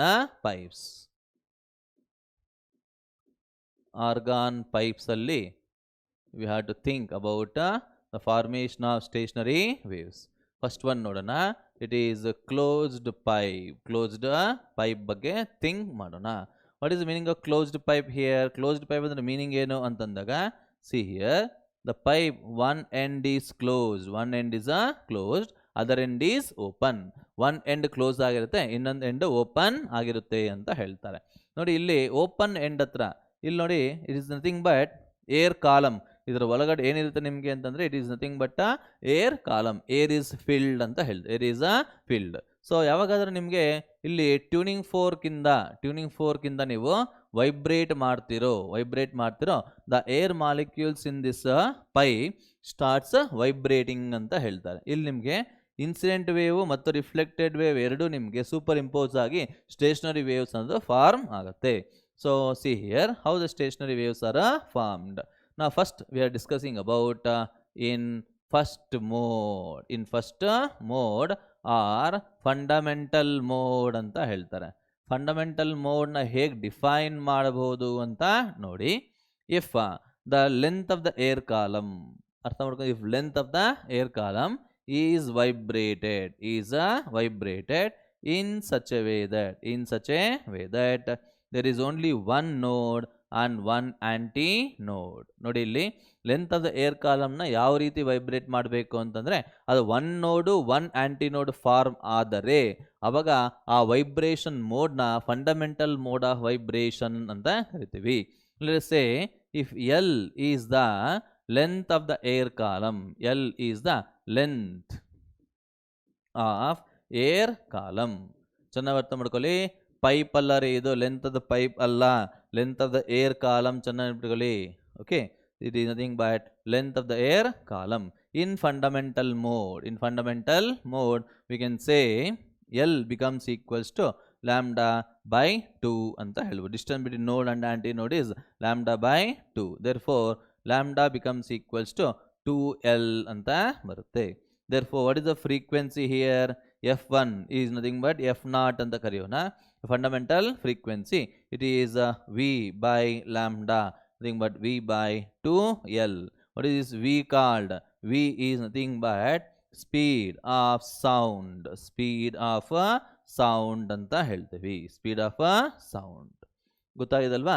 Similarly let us go with in second mode of vibration. Second mode of vibration ಅಲ್ಲಿ ಹೇಗೆ define ಮಾಡ್ತೀವಿ ನೋಡಿ ಇಲ್ಲಿ. Whenever we consider the same pipe whose length is L, length of the air column is L ಅಂತ represent ಮಾಡ್ತಾ ಇದ್ದೀವಿ.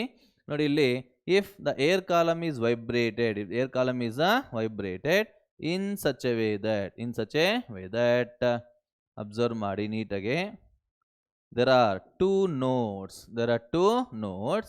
and two antinodes. ಎರಡು ಆಂಟಿನೋಡು, ಎರಡು ನೋಡ್ಸ್ ಫಾರ್ಮ್ ಆಗಿದೆ ಅಂತಂದರೆ ಅದನ್ನು ಸೆಕೆಂಡ್ ಮೋಡ್ ಆಫ್ ವೈಬ್ರೇಷನ್ ಅಂತ ಕರಿತೀವಿ. ಇಲ್ಲಿ ಏನಾಗುತ್ತೆ ನೋಡಿ, total length of the air column becomes equals to ನೋಡಿ ಇಲ್ಲಿ antinode to node is lambda by 2. ಇದು ನಿಮಗೆ ಏನಾಗುತ್ತೆ, ನಿಮಗೆ ಆಂಟಿನೋಡ್ ಟು ನೋಡ್, ಒಂದು ನಿಮಿಷ, okay sorry, here I made A mistake. ನೋಡಿ ಇಲ್ಲಿ ಲ್ಯಾಂಬ್ಡಾ ನೋಡ್ಗೆ ಆಂಟಿನೋಡ್ಗೆ ಡಿಸ್ಟೆನ್ಸ್ ಏನ್ರಿ ಇದೆ ನಿಮಗೆ ಅಂತಂದರೆ ಲ್ಯಾಂಬ್ಡಾ ಬೈ 4 ಅಲ್ವಾ? ಸಾರಿ, ಲ್ಯಾಂಬ್ಡಾ ಬೈ 4 ಡಿಸ್ಟೆನ್ಸ್ಗೆ ಲ್ಯಾಂಬ್ಡಾ ಬೈ 4 ರೀ. You can right 4L. So ಇಲ್ಲೇನು ಬರುತ್ತೆ ನಮಗಿಲ್ಲಿ, will get it is also V by 4L. Okay, got it? Please don't worry.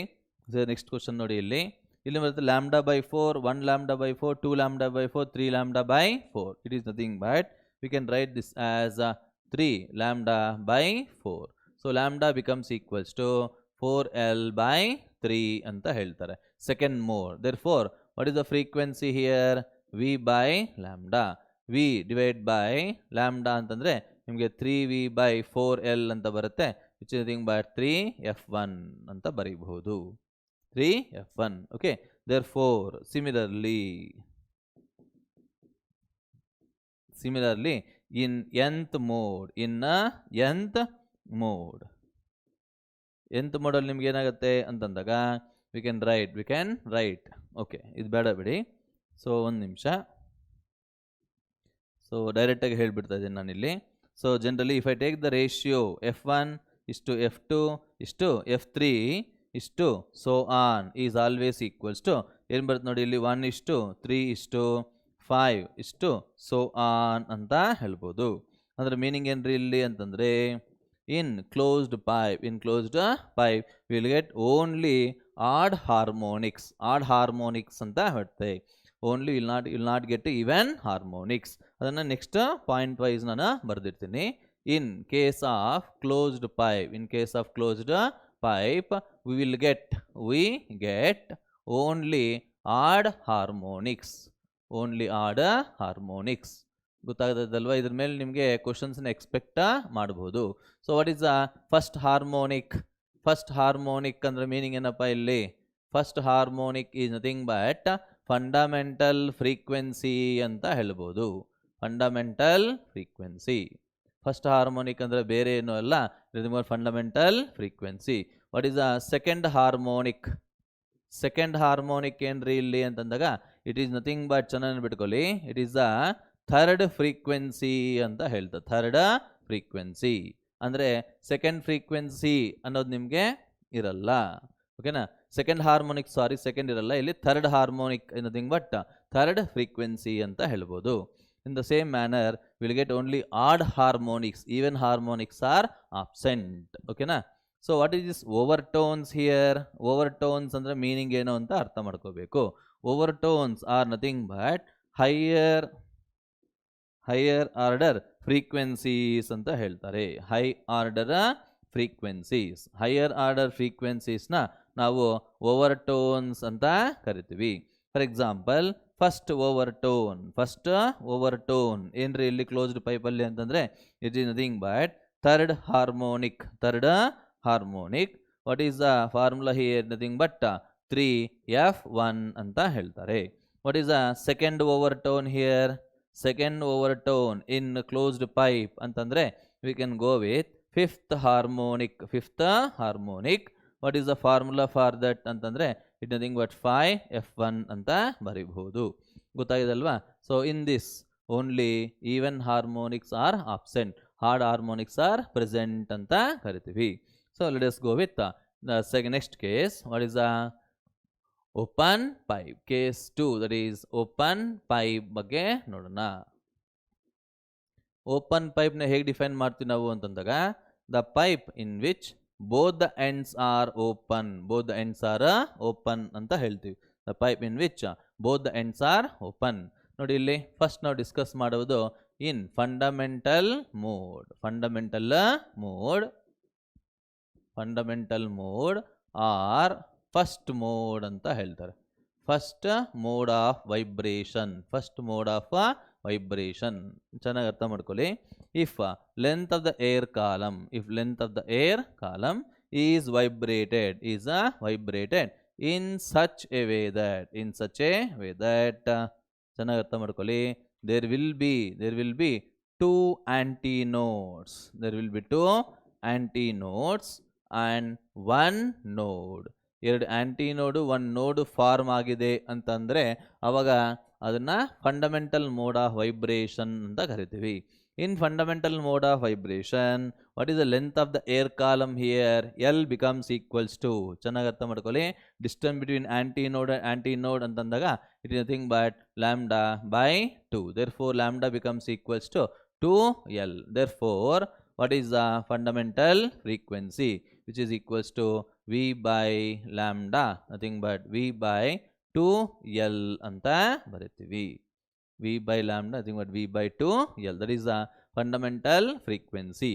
In the same manner in second mode of vibration, in second mode the frequency becomes equals to ಏನು ಬರುತ್ತೆ ನಿಮ್ಗೆ ಇಲ್ಲಿ ಅಂತಂದಾಗ will get 2 times V/2L ನಿಮಗೆ ಬರುತ್ತೆ. therefore we can say that ಏನಂತ ಹೇಳ್ಬೋದು ನೋಡಿ ಇಲ್ಲಿ. therefore we can say that if I take the ratio F1 is to F2 is to F3 is to so on, we will get it as 1 is to 2 is to 3 is to so on ಅಂತ ಹೇಳ್ಬೋದು. therefore we can say that in closed pipe ಅಲ್ಲಿ ಏನಂತ ಹೇಳ್ಬೋದು ನಾವಿಲ್ಲಿ ಅಂತಂದರೆ in closed pipe all harmonics ಅಂದರೆ meaning ಏನಪ್ಪ?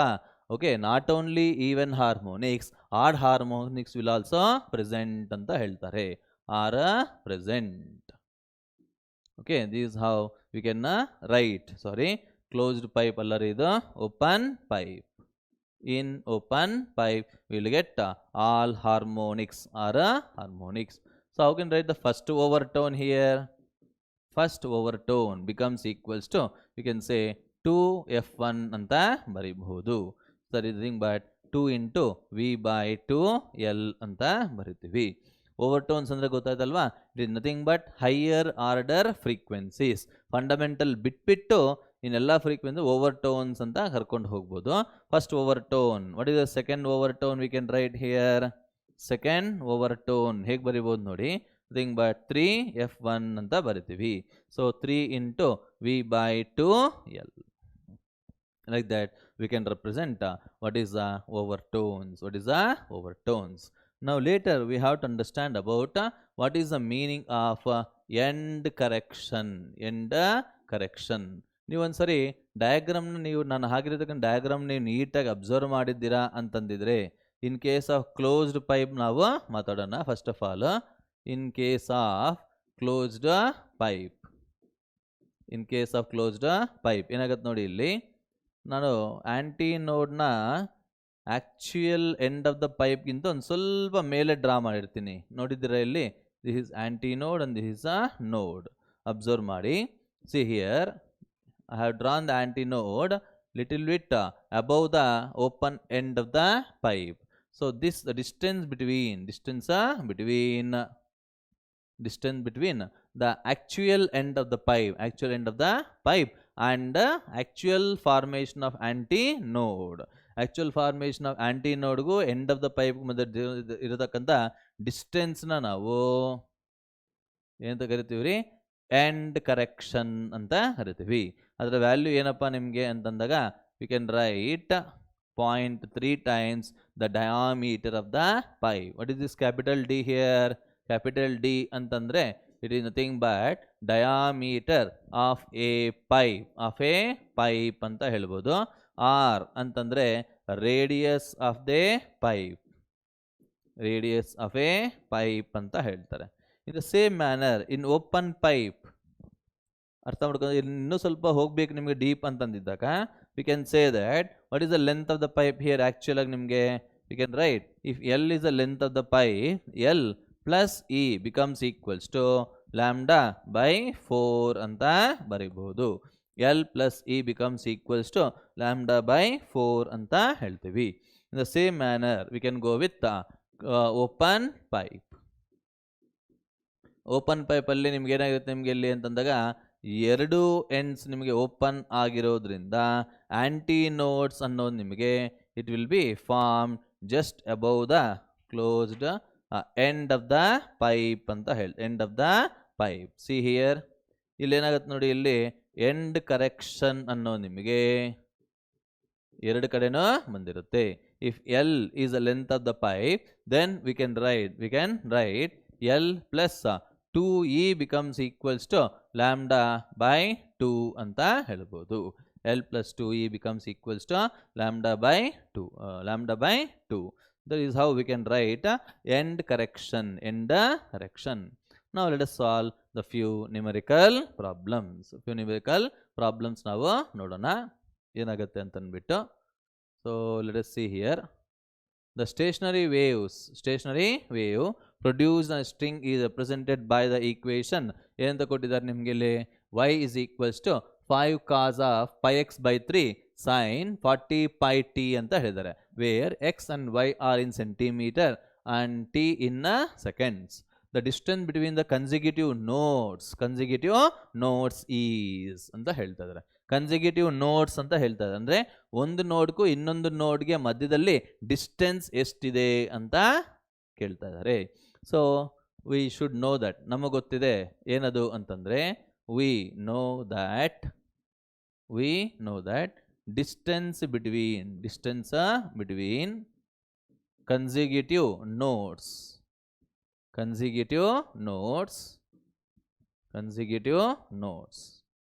that is x node to node ಎಷ್ಟು ನಿಮಗೆ ನೋಡಿಂದ ನೋಡ್ಗೆ ಎಷ್ಟಪ್ಪ ಡಿಸ್ಟೆನ್ಸ್ ಇರುತ್ತೆ ಅಂತಂದಾಗ it is equals to lambda by 2. Let it be equation 1.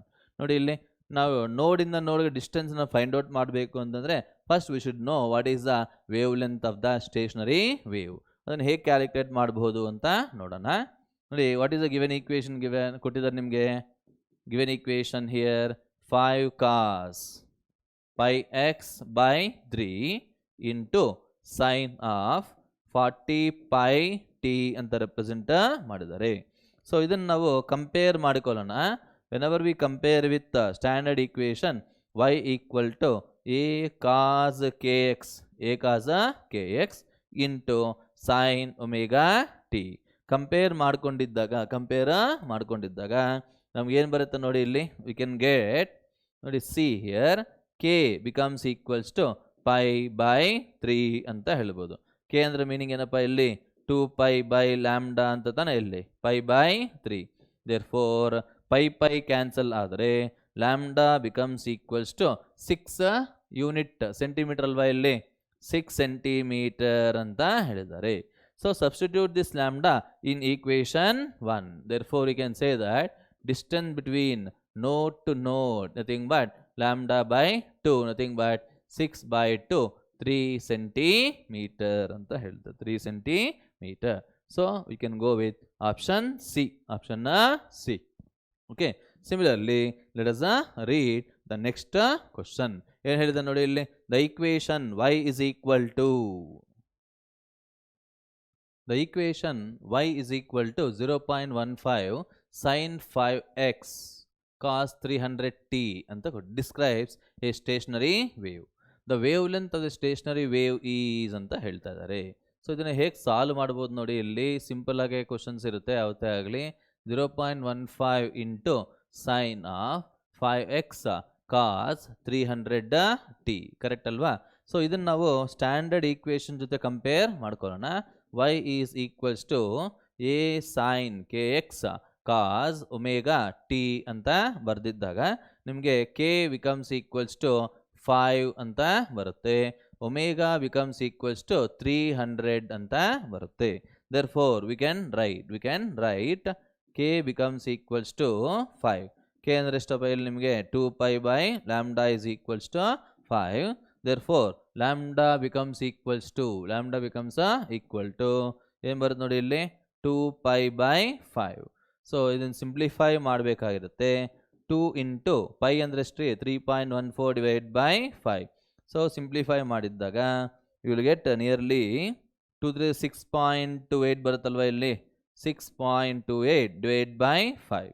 therefore lambda will become equals to 1.256 meter ಅಂತ ಬರುತ್ತೆ.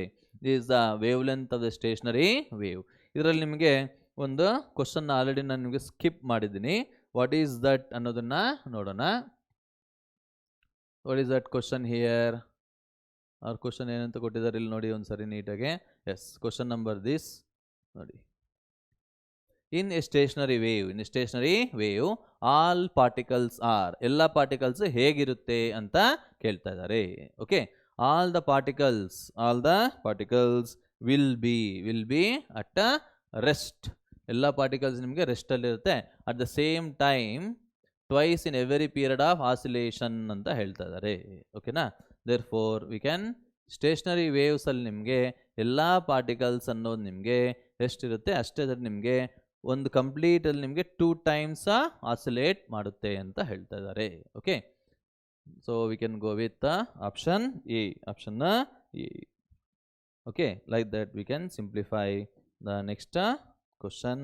ಅದೇ ರೀತಿ ನಿಮಗೆ ನೆಕ್ಸ್ಟ್ ಕಾನ್ಸೆಪ್ಟ್ ನಾವು ನೋಡೋಣ. ವಾಟ್ ಈಸ್ ದಟ್ ಅಂತಂದರೆ that is beads. What are these beads? How can we explain these beads? Okay, what are these beads andre enu anta helidaga, see here, this is one of the applications of principle of superposition anta ಹೇಳ್ತಾರೆ. one of the applications of principle of superposition. ಓಕೆನಾ? So ನೋಡಿ ಇಲ್ಲಿ beats ಅನ್ನೋದು ಯಾವಾಗ ಬರುತ್ತೆ ನಿಮಗೆ ಅಂತಂದಾಗ, so whenever we consider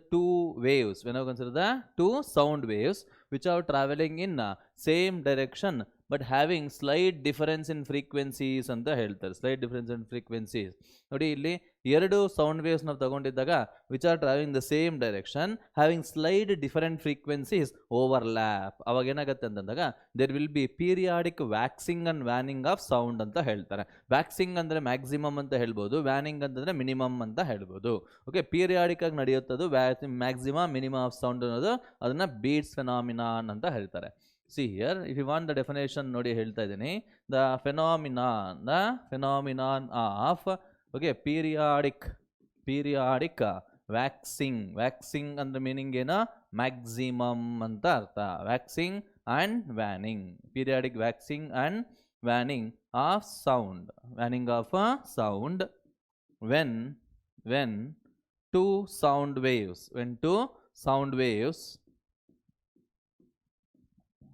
when two sound waves traveling in same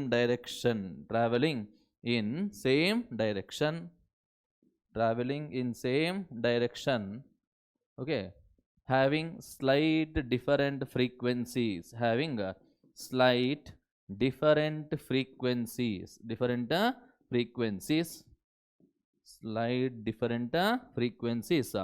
overlap, then we'll get the beats ಅಂತ ಹೇಳ್ತಾರೆ. ಓಕೆ, ಸೊ ಇಲ್ಲಿ ನಾವು ಕಲಿಬೇಕಾದ್ರೆ ಏನಪ್ಪ ಅಂತಂದಾಗ see here what is the beat frequency ಅಂದರೆ ಏನು ಅಂತ ನೋಡ್ಕೋಬೇಕು. What is the beat frequency? Beat frequency is nothing but the difference between the frequencies of the two forks ಇಲ್ಲ ಟೂ ಸೌಂಡ್ಸ್ ಅಂತ ಹೇಳ್ಬೋದು. F1 minus F2. What is F1 and F2 called here? F1 and F2 are the frequencies of two sound waves ಅಂತ ಹೇಳ್ಬೋದು. Two sound waves. ಓಕೆನಾ? ನೋಡಿ ಇಲ್ಲಿ what is the next point you have to learn, that is beat period. beat period ಅಂದರೆ ಏನು ಅಂತ ನೋಡ್ಕೋಬೇಕು. So what is the beat frequency ಗೊತ್ತಾಯ್ತಲ್ವ ಹೇಳಿದ್ದು? The number of beats per second, number of beats heard per second is called as beat frequency. Beat period ಅಂದ್ರೆ ಏನಪ್ಪಾ ಅಂತಂದಾಗ see here it is nothing but it is defined as the reciprocal of beat frequency ಅಂತ ಹೇಳ್ತಾರೆ. F1 difference F2, that is called as beat period. ಇದ್ರ ಮೇಲೆ ನಿಮಗೆ numerical problems ನಿಮಗೆ ಬರ್ತಾ ಇರುತ್ತೆ. ಅಂಡ್ ಒನ್ ಮೋರ್ ಥಿಂಗ್, ಇಲ್ಲಿ ನಿಮಗೆ ಕ್ವಶನ್ ಮಾರ್ಕ್ ನೀಟಾಗೆ ಕ್ವಶನ್ ಒಂದು ಕೇಳ್ತಾರೆ. ಏನಪ್ಪ ಅಂತಂದಾಗ when the tuning force okay are arranged in increasing order and produces the same beat frequency, producing the same beat frequency between any two consecutive tuning forks. ನೋಡಿ, ಒಂದು tuning fork ಇನ್ನೊಂದು tuning fork ಮಧ್ಯದಲ್ಲಿ beet frequency ಅನ್ನೋದು same ಇರುತ್ತೆ. ಅದು increasing order ನಾವು place ಮಾಡ್ಕೊಂಡು ಹೋಗಿದ್ದಾಗ what is the frequency of last tuning fork ಅಂತ ಕೇಳ್ತಾರೆ. Frequency of last tuning fork. C here, if the tuning forks are arranged in increasing order,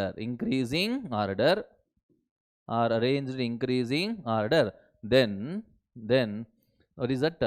The frequency of last tuning fork anta ಹೇಳ್ತಾರೆ.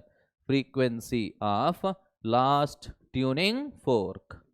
Last tuning ಫೋರ್ಕಲ್ಲಿ ನಿಮಗೆ frequency ಏನಾಗಿರುತ್ತೆ ಅಂತಂದರೆ F last is equals to F first tuning fork frequency plus number of tuning forks -1 into beat frequency ಅಂತ ಹೇಳ್ಬೋದು. frequency of the last tuning fork is equal to frequency of the first tuning fork plus n-1 into beat frequency ಅಂತ ಬರಿತೀವಿ. So this is the one thing. ಇನ್ನು ನಿಮಗೆ ಇನ್ನೂ ಒಂದು part ಕೇಳ್ತಾರೆ. ಏನಪ್ಪ ಅಂತಂದಾಗ, ಸೊ ನಿಮಗೆ ಒಂದು ಟ್ಯೂನಿಂಗ್ ಫೋರ್ಕ್ ಗೊತ್ತಿರೋದು ಕೊಡ್ತಾರೆ, ಇನ್ನೊಂದು ಅನ್ನೋನ್ ಟ್ಯೂನಿಂಗ್ ಫೋರ್ಕ್ ಕೊಟ್ಬಿಟ್ಟು ಬೀಟ್ ಫ್ರೀಕ್ವೆನ್ಸೀಸ್ ಕೊಡ್ತಾರೆ ನಿಮಗೆ. ಆವಾಗ ಏನಾಗತ್ತಂದರೆ find out the frequency of unknown tuning fork ಅಂತ ಕೇಳ್ತಾರೆ. ನೋಡಿ ಇಲ್ಲಿ ಡಿಟರ್ಮಿನೇಷನ್ ಆಫ್ ಅನ್ನೋನ್ ಫ್ರೀಕ್ವೆನ್ಸಿ ಇಲ್ಲಿ ನೋಡಿ, let F A be the known frequency ಅಂತ ಕರೆಯೋಣ, ಎಫ್ ಬಿ ಅನ್ನೋದು ಅನ್ನೋನ್ ಫ್ರೀಕ್ವೆನ್ಸಿ ಅಂತ ಕನ್ಸಿಡರ್ ಮಾಡೋಣ.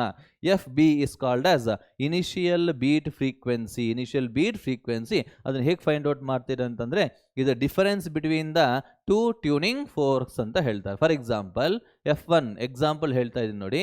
F1 ಅನ್ನೋದು ನಿಮಗೆ 256 ಹರ್ಟ್ಸ್ ಇದ್ದರೆ F2 ಅನ್ನೋದು ನಿಮಗೆ 252 ಹರ್ಟ್ಸ್ ಇದ್ದಾಗ what is the beat frequency ಅಂತಂದರೆ F1 difference F2 greater minus smaller ಮಾಡಿದ್ದಾಗ ಇಲ್ಲಿ ಗೆಟ್ 4 ಹರ್ಟ್ಸ್ ಅಂತ ಬರುತ್ತೆ. ಸಿ ಹಿಯರ್, ಒಂದು ನಿಮಿಷ, ಓಕೆ, ಏನೋ ಮಿಸ್ ಆಗಿದೆ, no need to worry about that. ಇಲ್ಲಿ ನಿಮಗೆ ಎರಡೂ ಫ್ರೀಕ್ವೆನ್ಸೀಸ್ ನಮಗೆ ಗೊತ್ತಿದ್ದಾಗ we can calculate what is the beat frequency ಅಂತ ಹೇಳ್ತಾ ಇದ್ದೀನಿ. ಸಪೋಸ್ ಇಲ್ಲಿ ಅನ್ನೋನ್ ಫ್ರೀಕ್ವೆನ್ಸಿ ಇದ್ದಾಗ how to calculate the unknown frequency, ಅದು ಡಿಫ್ರೆಂಟ್ ಕೇಸಸ್ ನಮಗೆ ಬರುತ್ತೆ.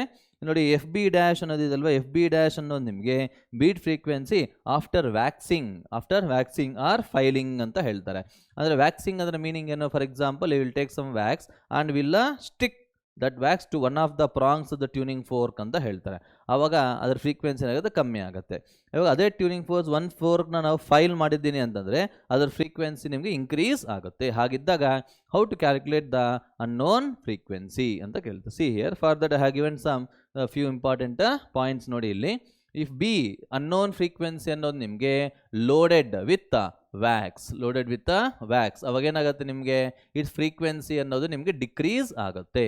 ಅವಾಗ ನಿಮ್ಗೆ ಡಿಫ್ರೆಂಟ್ ಕೇಸಸ್ ಬರುತ್ತೆ. ನೋಡಿ ಇಲ್ಲಿ, so let us say new beat frequency will become equal to, so new frequency of the tuning fork B difference tuning fork of A ಅಂತ ಹೇಳ್ತಾರೆ. ಇವಾಗ ಹೊಸ ಬೀಟ್ ಫ್ರೀಕ್ವೆನ್ಸಿ ಅನ್ನೋದು ಹಳೆ ಬೀಟ್ ಫ್ರೀಕ್ವೆನ್ಸಿಗಿಂತ ಕಮ್ಮಿ ಇದ್ದಾಗ, ಅರ್ಥ ಆಯ್ತಾ, then what is the tuning fork, what is the frequency of the unknown tuning fork ಅಂತಂದರೆ it is FA plus FB ಅಂತ ಬರಿತೀವಿ. ಚೆನ್ನಾಗಿ ಅರ್ಥ ಮಾಡ್ಕೊಳ್ಳಿ. ಇಲ್ಲಿ ಯಾವಾಗಾದ್ರೆ ನಿಮಗೆ ಲೋಡ್ ಮಾಡ್ತೀವೋ when the second B is loaded with wax, ಅದರ ಫ್ರೀಕ್ವೆನ್ಸಿ ಅನ್ನೋದು ನಿಮಗೆ ಕಮ್ಮಿ ಆಗುತ್ತೆ. ಕಮ್ಮಿ ಆಗಿದ್ರೂ ಸಹ ಹೊಸ ಬೀಟ್ ಫ್ರೀಕ್ವೆನ್ಸಿ ಕಮ್ಮಿ ಆಗಿರುತ್ತೆ. ಹೊಸ ಬೀಟ್ ಫ್ರೀಕ್ವೆನ್ಸಿ ಅನ್ನೋದು ಹಳೆ ಬೀಟ್ ಫ್ರೀಕ್ವೆನ್ಸಿಗಿಂತ ಕಮ್ಮಿ ಬರ್ತಾ ಇದೆ. ಕಮ್ಮಿ ಬರ್ತಾ ಇದೆ ಅಂದರೆ ಮೀನಿಂಗ್ ಏನು ಅಂತಂದರೆ the frequency of this B will be greater than the frequency of A ಅಂತ ಅರ್ಥ. Therefore we can say F B will become equal to F A plus old beat frequency ಅಂತ ಹೇಳ್ತಾರೆ. In the same manner if the new beat frequency is greater than the old beat frequency, then we can say FB, the frequency of unknown tuning fork is equal to FA minus old beat frequency ಅಂತ ಹೇಳ್ತಾ ಇದೆಲ್ಲ shortcut formulas ನಿಮ್ಗೆ explain ಮಾಡ್ತಾ ಇದ್ದೀನಿ. So please look at the board. ನೋಡಿ ಇಲ್ಲಿ suppose new beat frequency ಅನ್ನೋದು ಹೊಸ ಬೀಟ್ ಫ್ರೀಕ್ವೆನ್ಸಿ ಅನ್ನೋದು ಹಳೆ ಬೀಟ್ ಫ್ರೀಕ್ವೆನ್ಸಿ ಸೇಮ್ ಇದ್ದರೆ, that means if the beat frequency will not change ಆಗ್ತಾ ಇಲ್ಲ ಅಂತಂದಾಗ then also you can write F B is equals to F A plus F B beat frequency ಅಂತ ಬರೀಬಹುದು. ಗೊತ್ತಾಗಿದೆ? ಇದು ನಮಗೆ ಬಿ ಲೋಡೆಡ್ ವಿತ್ ವ್ಯಾಕ್ಸ್ ಅಂತ ಹೇಳಿದ್ದೀನಿ. ಅದೇ ಬಿ ಲೋಡೆಡ್ ವಿತ್ ಲೋಡ್ ಅಲ್ಲ, B is filed, B is filed ಆಗಿದ್ದಾಗ ಏನಾಗುತ್ತೆ ಅಂತಂದರೆ ಅದರ ಫ್ರೀಕ್ವೆನ್ಸಿ ಅನ್ನೋದು ಆ್ಯಕ್ಚುಲಿ ಇನ್ಕ್ರೀಸ್ ಆಗುತ್ತೆ. ಫ್ರೀಕ್ವೆನ್ಸಿ ಅನ್ನೋದು ಇನ್ಕ್ರೀಸ್ ಆಗುತ್ತೆ. ಇನ್ಕ್ರೀಸ್ ಆದಮೇಲೆ ಕೇಸಸ್ ನೋಡೋಣ. If the new beat frequency is less than the old beat frequency, then F B becomes equal to F A minus F B ಅಂತ ಬರಿತೀರಾ. ಅದೇ ರೀತಿ ನಿಮಗೆ ಹೊಸ ಬೀಟ್ ಫ್ರೀಕ್ವೆನ್ಸಿ ಅನ್ನೋದು ಹಳೆ ಬೀಟ್ ಫ್ರೀಕ್ವೆನ್ಸಿ ಅನ್ನೋದು ಜಾಸ್ತಿ ಬಂತು ಅಂತಂದರೆ then the frequency unknown fork B ಅನ್ನೋದು F A plus F B ಆಗಿರುತ್ತೆ. In the same manner if the beat frequency will not change, ಹಳೆ ಬೀಟ್ ಫ್ರೀಕ್ವೆನ್ಸಿ ಹೊಸ ಬೀಟ್ ಫ್ರೀಕ್ವೆನ್ಸಿ ಎರಡು ಸೇಮ್ ಇದ್ದಾಗ ನಿಮಗೆ ಅನ್ನೋನ್ ಫ್ರೀಕ್ವೆನ್ಸಿ ಅನ್ನೋದು ನಿಮಗೆ F A minus F B ಅಂತ ಹೇಳ್ತಾರೆ. ಓಕೆನಾ? ಸೊ ಒಂದ್ಸರಿ ನೀಟಾಗೆ ಥಿಂಕ್ ಮಾಡಿ, ಈ ಫಾರ್ಮುಲಾಸ್ನ ಸ್ವಲ್ಪ ಪ್ರಾಕ್ಟೀಸ್ ಮಾಡಿ, ಇಟ್ ಹೆಲ್ಪ್ಸ್ ಯು ಅಂತ ಹೇಳ್ತಾರೆ. ಸಪೋಸ್ ಇವಾಗ ನಿಮ್ಗೆ ಇಲ್ಲಿ ಬಿ ಬಗ್ಗೆ ಮಾತಾಡಿದ್ದೀನಿ, ಅದೇ ನಿಮ್ಗೆ ಇಲ್ಲಿ ಬಿ ಪ್ಲೇಸಲ್ಲಿ ಎ ಲೋಡ್ ಆಗಿದೆ ಅಂತ ಅನ್ಕೊಳ್ಳಿ. If A is loaded with wax then frequency decreases ಅಂತ ಹೇಳ್ತಾರೆ. ಇಲ್ಲಿ ಕೇಸಸ್ ಏನಾಗುತ್ತೆ ಅಂತಂದರೆ ಎಫ್ ಎ ಪ್ಲಸ್ ಪ್ಲೇಸಲ್ಲಿ ಮೈನಸ್ ಬರ್ತಾ ಇರುತ್ತೆ. ಇಲ್ಲಿ ಉಲ್ಟಾ ಮೈನಸ್ ಇದ್ರೆ ಪ್ಲಸ್ ಬರುತ್ತೆ, ಪ್ಲಸ್ ಇದ್ರೆ ಮೈನಸ್ ಬರುತ್ತೆ. ಇನ್ the same manner if A is filed, A ಅನ್ನೋದು ಫೈಲ್ ಆಗಿದೆ ಅಂತಂದರೆ ಮೈನಸ್ ಪ್ಲೇಸಲ್ಲಿ ಪ್ಲಸ್ ಬರುತ್ತೆ, ಪ್ಲಸ್ ಪ್ಲೇಸಲ್ಲಿ ಮೈನಸ್ ಬರುತ್ತೆ. ಓಕೆನಾ? So this is about the beats ಅಂತ ಹೇಳ್ತಾ ಇದ್ದೀವಿ. ಯಾಕೆ ಸ್ವಲ್ಪ ಸ್ಪೀಡಾಗಿ ಹೇಳ್ತಾ ಇದ್ದೀನಿ ಯಾಕಂತಂದಾಗ ಟೈಮ್ ಅನ್ನೋದು ನಮಗೆ ರೆಸ್ಟ್ರಿಕ್ಷನ್ ಆಗಿರೋದ್ರಿಂದ will go with the speed. So let us see the next problem ಒಂದ್ಸರಿ ನೋಡೋಣ. 41 forks are arranged that each produces 5 beats per second ಅಂತ ಹೇಳ್ತಾ ಇದ್ದಾರೆ. When sounded with its new fork. ನೋಡಿ, ನಂಬರ್ ಆಫ್ ಟ್ಯೂನಿಂಗ್ ಫೋರ್ಸ್ ಎಷ್ಟು ಕೊಟ್ಟಿದ್ದಾರೆ ನಿಮ್ಗೆ ಇಲ್ಲಿ 41 ಅಂತ ಕೊಟ್ಟಿದ್ದಾರೆ. ಬೀಟ್ ಫ್ರೀಕ್ವೆನ್ಸಿ ಅನ್ನೋದು ನಿಮಗೆ 5 ಬೀಟ್ಸ್ ಪರ್ ಸೆಕೆಂಡ್ ಅಂತ ಹೇಳಿದ್ದಾರೆ. Okay, if the frequency of last fork is double the frequency of the first ಅಂತ ಹೇಳ್ತಾ ಇದ್ದಾರೆ. if the frequency of the last fork is 2 times the frequency of the first fork. ಇಲ್ಲಿ ಇನ್ನೂ ಒಂದು word ನಾವು use ಮಾಡ್ಬೋದು. ಏನು ಅಂತಂದಾಗ if the frequency of the last fork is octave of first ಅಂತಂದರೆ then also you should take 2f1 ಅಂತ ಹೇಳ್ತಾರೆ. 2f1. then what is the frequency of the first and last tuning fork is ಅಂತ ಹೇಳ್ತಾ ಇದ್ದಾರೆ. f1 value ಎಷ್ಟು, F last ಎಷ್ಟು ಅಂತ ಅಂದ್ಬಿಟ್ಟು ನಮಗೆ ಗೊತ್ತಿದೆ. Frequency of last tuning fork is equals to f1 plus n minus 1 into F B ಅಂತಂದ್ಬಿಟ್ಟು. ಸೊ ಸಬ್ಸ್ಟಿಟ್ಯೂಟ್ ಮಾಡೋಣ, ಏನು ಬರುತ್ತೆ ಅಂತ ನೋಡೋಣ. 2f1 is equals to f1 plus 41 minus 1 into what is fb value? It is 5. Therefore you can write f1 becomes equals to 40 into 5 ಅಂತಂದ್ರೆ you will get the answer as 200 hertz ಅಂತ ಹೇಳ್ತಾರೆ. Therefore what is the value of f2? f2 becomes equals to 2f1, that is 2 into 200 becomes equals to 400 hertz ಅಂತ ಹೇಳ್ತಾರೆ. Therefore what is the answer? We can go with 200 hertz, 400 hertz ಅಂತ ಹೇಳ್ತೀವಿ. C the next question ನೋಡಿ ಇಲ್ಲಿ ಏನು ಹೇಳ್ತಾ ಇದ್ದಾರೆ ಅಂತ. ಈ ಪ್ರಾಬ್ಲಮ್ ನೋಡಿ ಏನು ಹೇಳ್ತಾ ಇದ್ದಾರೆ ಅಂತ. On sounding two tuning fork on sounding tuning fork A with another tuning fork B of frequency 384. ಇಲ್ಲಿ B ಅನ್ನೋದು ನಾನ್ ಫ್ರೀಕ್ವೆನ್ಸಿ ಅಂತ ತಗೊಳ್ಳೋಣ.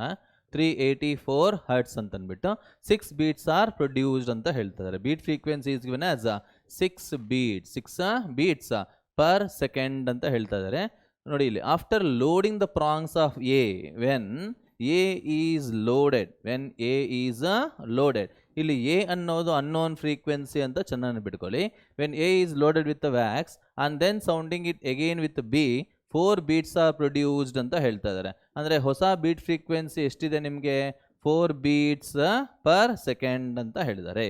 ನೋಡಿ when A is loaded, beat frequency is decreasing ಅಂತ ಹೇಳ್ತಾರೆ. ಯಾವಾಗಾದರೆ ಬೀಟ್ ಫ್ರೀಕ್ವೆನ್ಸಿ ಡಿಕ್ರೀಸ್ ಆಗುತ್ತೋ A ಅನ್ನೋದು ನಿಮಗೆ ಫ್ರೀಕ್ವೆನ್ಸಿ ಜಾಸ್ತಿ ಇರುತ್ತೆ. ಎಗೆ ಫ್ರೀಕ್ವೆನ್ಸಿ ಜಾಸ್ತಿ ಇರುತ್ತೆ compared to B. Therefore we can say that frequency of A becomes equals to FB plus F small b ಅಂತ ಹೇಳ್ತಾರೆ. Therefore we can write FA becomes equals to ಏನು ಬರುತ್ತೆ ಇಲ್ಲಿ 384 plus 6 which is nothing but 390 hertz ಅಂತ ಬರುತ್ತೆ. So what is the option we can go with? It is option D. ಗೊತ್ತಾಗಿದಲ್ವಾ? In the same manner let us see next problem. ನೋಡಿ ಇಲ್ಲಿ a tuning fork F1 has frequency of, ನೋಡಿ F1 ಅನ್ನೋದು ನಿಮಗೆ non frequency ಅಂತ ಹೇಳ್ಬೋದು. ಯಾಕಂದ್ರೆ value ನಿಮಗೆ ಕೊಟ್ಟಿದ್ದಾರೆ. and it is observed to produce beat frequency equal to 6 beats per second ಅಂತ ಹೇಳ್ತಾ ಇದ್ದಾರೆ. Okay, with another tuning fork F2. Okay, F2 ಅನ್ನೋದು ನಿಮಗೆ ಅನ್ನೋನ ಫ್ರೀಕ್ವೆನ್ಸಿ. ನೋಡಿ ಇಲ್ಲಿ F2 is loaded with wax, it still produces 6 beats per second ಅಂತ ಹೇಳ್ತಾ ಇದ್ದಾರೆ. ಹೊಸ ಬೀಟ್ ಫ್ರೀಕ್ವೆನ್ಸಿ ಸಹ ಸೇಮ್ ಇದೆ ಅಂತ ಹೇಳ್ತಾ ಇದ್ದಾರೆ. Therefore what is the frequency of F2 before loading the wax? So since the new beat frequency is not changing, we can say that F2 becomes equal to ಏನು ಹೇಳ್ಬೋದು ನೋಡಿ ಇಲ್ಲಿ F1 plus FB ಅಂತ ಬರೀಬಹುದು. Therefore ಏನಾಗುತ್ತೆ ನೋಡಿ ಇಲ್ಲಿ answer ಏನಾಗುತ್ತಪ್ಪ ಇಲ್ಲಿ ನಮಗೆ F1 ಬಂದ್ಬಿಟ್ಟು ನಿಮಗೆ 256 ಪ್ಲಸ್ ಬೀಟ್ ಫ್ರೀಕ್ವೆನ್ಸಿ ಬಂದ್ಬಿಟ್ಟು 6 which is nothing but 262 hertz ಅಂತ ಬರುತ್ತೆ. Therefore we can go with option B.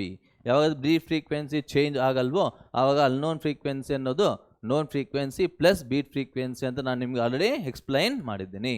So let us see the next question ಏನು ಹೇಳ್ತಾರೆ ಅಂತ ನೋಡೋಣ. If two waves of same frequency and same amplitude respectively on superimposition produce a resultant of the same amplitude ಅಂತ ಹೇಳ್ತಾ ಇದ್ದಾರೆ. ನೋಡಿ ಇಲ್ಲಿ A1 is equals to A2 equal to A ಅಂತ ತಗೊಳ್ಳೋಣ. Resultant amplitude is also equal to A ಅಂತ ಕೊಟ್ಟಿದ್ದಾರೆ. ಹಾಗಿದ್ದಾಗ what is the phase difference ಅಂತ ಕೊಡ್ತಾ ಇದ್ದಾರೆ.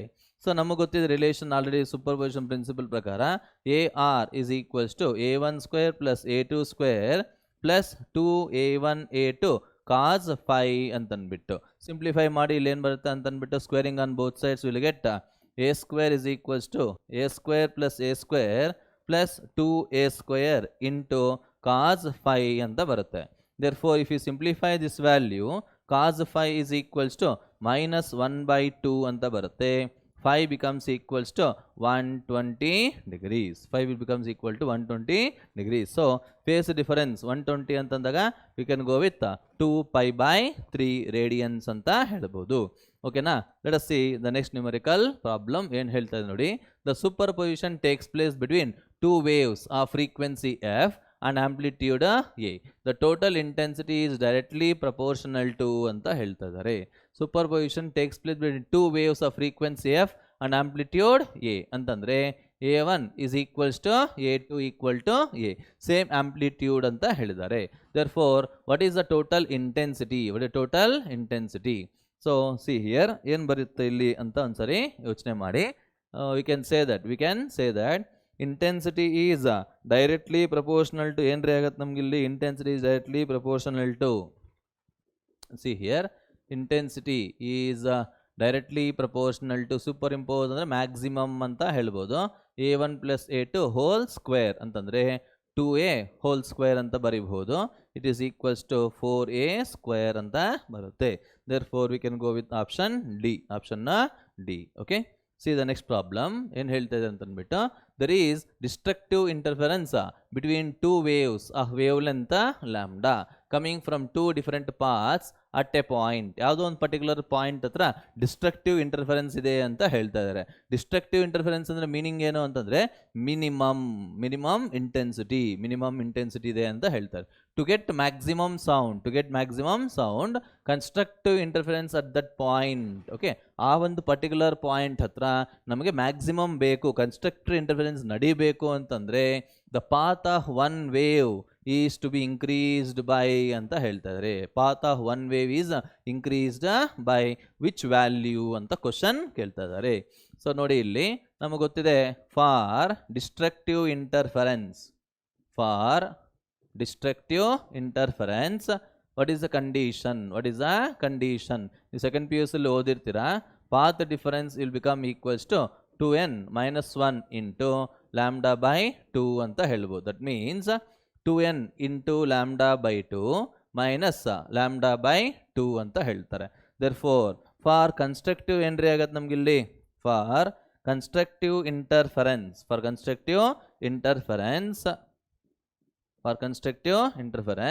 Path difference must be equals to n lambda.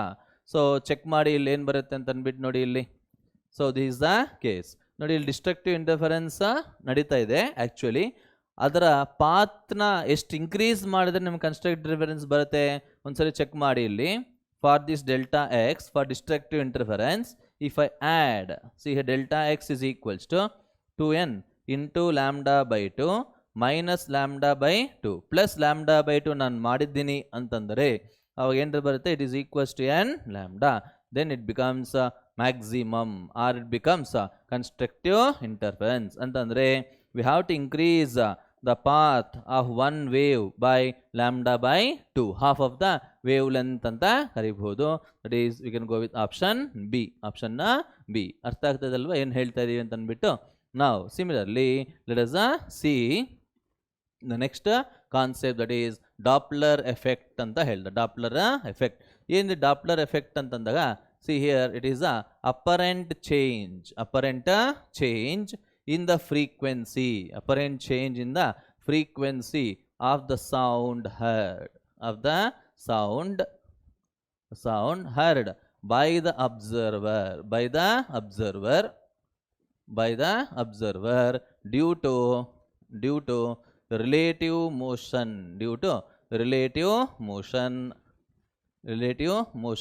between the observer and the source ಅಂತ ಹೇಳ್ತಾರೆ. ಯಾವಾಗಾದರೆ ಸೋರ್ಸು ಮತ್ತು ಅಬ್ಸರ್ವರ್ ಮಧ್ಯದಲ್ಲಿ ರಿಲೇಟಿವ್ ಮೋಷನ್ ಅನ್ನೋದಿದ್ದಾರೆ. ರಿಲೇಟಿವ್ ಮೋಷನ್ ಅಂದರೆ ಮೀನಿಂಗ್ ಏನು ಅಂತಂದರೆ, ಒಂದು ರೆಸ್ಟಲ್ಲಿದ್ದೋ ಇನ್ನೊಂದು ಮೂವ್ ಆದರೂ ರಿಲೇಟಿವ್ ಮೋಷನ್ನೇ, ಇಲ್ಲ ಎರಡೂ ಮೂವ್ ಆಗ್ತಾ ಇದ್ದರೂ ರಿಲೇಟಿವ್ ಮೋಷನ್ ಅಂತಲೇ ಅರ್ಥ ಮಾಡ್ಕೋಬೇಕು. ಯಾವಾಗಾದರೆ ಸೋರ್ಸು ಮತ್ತು ಅಬ್ಸರ್ವರ್ ಅನ್ನೋದು ನಿಮಗೆ ರಿಲೇಟಿವ್ ಮೋಷನ್ನಲ್ಲಿ ಇರುತ್ತೋ ಆವಾಗ ನಿಮಗೆ the sound heard by the observer will appears to change. that is called Doppler's effect ಅಂತ ಹೇಳ್ತಾರೆ. ನೋಡಿ ಇಲ್ಲಿ, if f dash is the apparent frequency, f dash ಅನ್ನೋದನ್ನು ನಾವು apparent frequency ಅಂತ ಕರೆಯೋಣ, and f is the true frequency, f is called as true frequency ಅಂತ ಹೇಳ್ತಾ ಇದ್ದೀವಿ. and one more thing ಏನಪ್ಪ ಇಲ್ಲಿ ಅಂತಂದಾಗ, v ಅನ್ನೋದೇನಪ್ಪ ಅಂತಂದರೆ it is velocity of the sound. v is called as velocity of the sound. vo is nothing but velocity of the observer ಅಂತ ನಾವು represent ಮಾಡ್ಕೊಳ್ಳೋಣ. ಇಲ್ಲಿ ಅಬ್ಸರ್ವರ್ ಅಂತಲೂ ಕರಿಬೋದು, ಇಲ್ಲ ಲಿಸನರ್ ಅಂತಲೂ ಕರಿಬೋದು. vs ಅನ್ನೋದು ನಿಮಗೆ velocity of the source, then we can write apparent frequency is equals to v minus vo divided by v minus vs ಅಂತ ಹೇಳ್ತಾರೆ. So this is the point to be noted. ಇಲ್ಲಿ condition apply ಏನಪ್ಪ ಅಂತಂದಾಗ, medium will be at rest. medium will be at rest. This is a condition applied. Okay, medium ಅನ್ನೋದು ಸಹ ನಿಮಗೆ ಮೂಮೆಂಟಲ್ಲಿ ಇದ್ದರೆ, ಸಪೋಸ್ ಇಲ್ಲಿ ನೋಟ್ ಅಂತ ಇಲ್ಲಿ ಹಾಕ್ತಾ ಇರ್ತೀನಿ ನೋಡಿ. ಈ VW is the velocity of the wind, velocity of the wind. ಅವಾಗ ಈ ಫಾರ್ಮುಲಾ ಏನಾಗತ್ತೆ ನಿಮಗೆ ಅಂತಂದರೆ, see here F dash becomes equals to V plus or minus VW minus VO divided by V plus or minus VW minus VS ಅಂತ ಬರೀತೀರಾ. Plus ಯಾವಾಗ ತಗೊಳ್ತೀರಾ ಇಲ್ಲಿ? Plus should be considered, plus should be considered. ಯಾವಾಗ consider ಮಾಡ್ತೀರಿ ಇಲ್ಲಿ ಅಂತಂದರೆ, if wind is in the direction, if the wind is in the direction of sound direction ನಲ್ಲಿ wind ಅನ್ನೋದಿದ್ದರೆ ನಿಮಗೆ ಪ್ಲಸ್ ತಗೋಬೇಕು, or we have to take it as a negative sign ಅಂತ ಹೇಳ್ತಾರೆ. ಓಕೆನಾ? ಮ್ಯಾಕ್ಸಿಮಮ್ ಎಕ್ಸ್ಟೆಂಟ್ ನಿಮಗೆ ವಿಂಡ್ ಅನ್ನೋದು ರೆಸ್ಟಲ್ಲಿ ಇರುತ್ತೆ ಅನ್ನೋ ಒಂದು ಕೇಸಸ್ ನಿಮಗೆ ಬರುತ್ತೆ. So no need to worry. So here we have to follow the sign convention ಅಂತ ಹೇಳ್ತಾ ಇದ್ದೀನಿ. Sign convention. What is this sign convention? ಏನು ಹೇಳುತ್ತಿಲ್ಲಿ ಅಂತಂದಾಗ, first point we have to take the speed of sound as a reference. ಯಾವ ಡೈರೆಕ್ಷನಲ್ಲಿ sound ಹೋಗ್ತಾ ಇದೋ ಆ ಡೈರೆಕ್ಷನ್ನ ರೆಫರೆನ್ಸ್ ಅಂತ ತಗೋಬೇಕು. ಅಷ್ಟೇ ಅಲ್ಲ, and we have to take it as a positive direction ಅಂತ ಹೇಳ್ತೀವಿ. ಓಕೆನಾ? ನೆಕ್ಸ್ಟ್ ಒನ್ ನೋಡಿ ಇಲ್ಲಿ, if the source or observer, source ಆಗಿರ್ಬೋದು ಇಲ್ಲ ಅಬ್ಸರ್ವರ್ ಆಗಿರ್ಬೋದು, is moving along the direction of sound direction ಹೋಗ್ತಾ ಇದ್ದರೆ, then their speeds are taken as positive ಅಂತ ಹೇಳ್ತಾರೆ. ಸೋರ್ಸು ಮತ್ತು ಅಬ್ಸರ್ವರ್ ಎರಡು ನಿಮಗೆ ಸೌಂಡ್ ಡೈರೆಕ್ಷನಲ್ಲಿ ಹೋಗ್ತಾ ಇದ್ದರೆ ಅವಾಗ ಅದರ ವೆಲಾಸಿಟೀಸ್ನ ನಾವು ಪಾಸಿಟಿವ್ ಅಂತ ತಗೋಬೇಕು. ಥರ್ಡ್ ಪಾಯಿಂಟ್ ಏನು ಅಂತಂದಾಗ, if the source or observer is moving in a direction opposite to sound,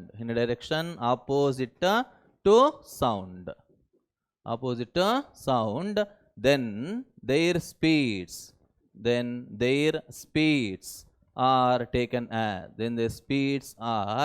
taken as negative ಅಂತ ಹೇಳ್ತಾರೆ. ಓಕೆನಾ? Now let us go with some cases.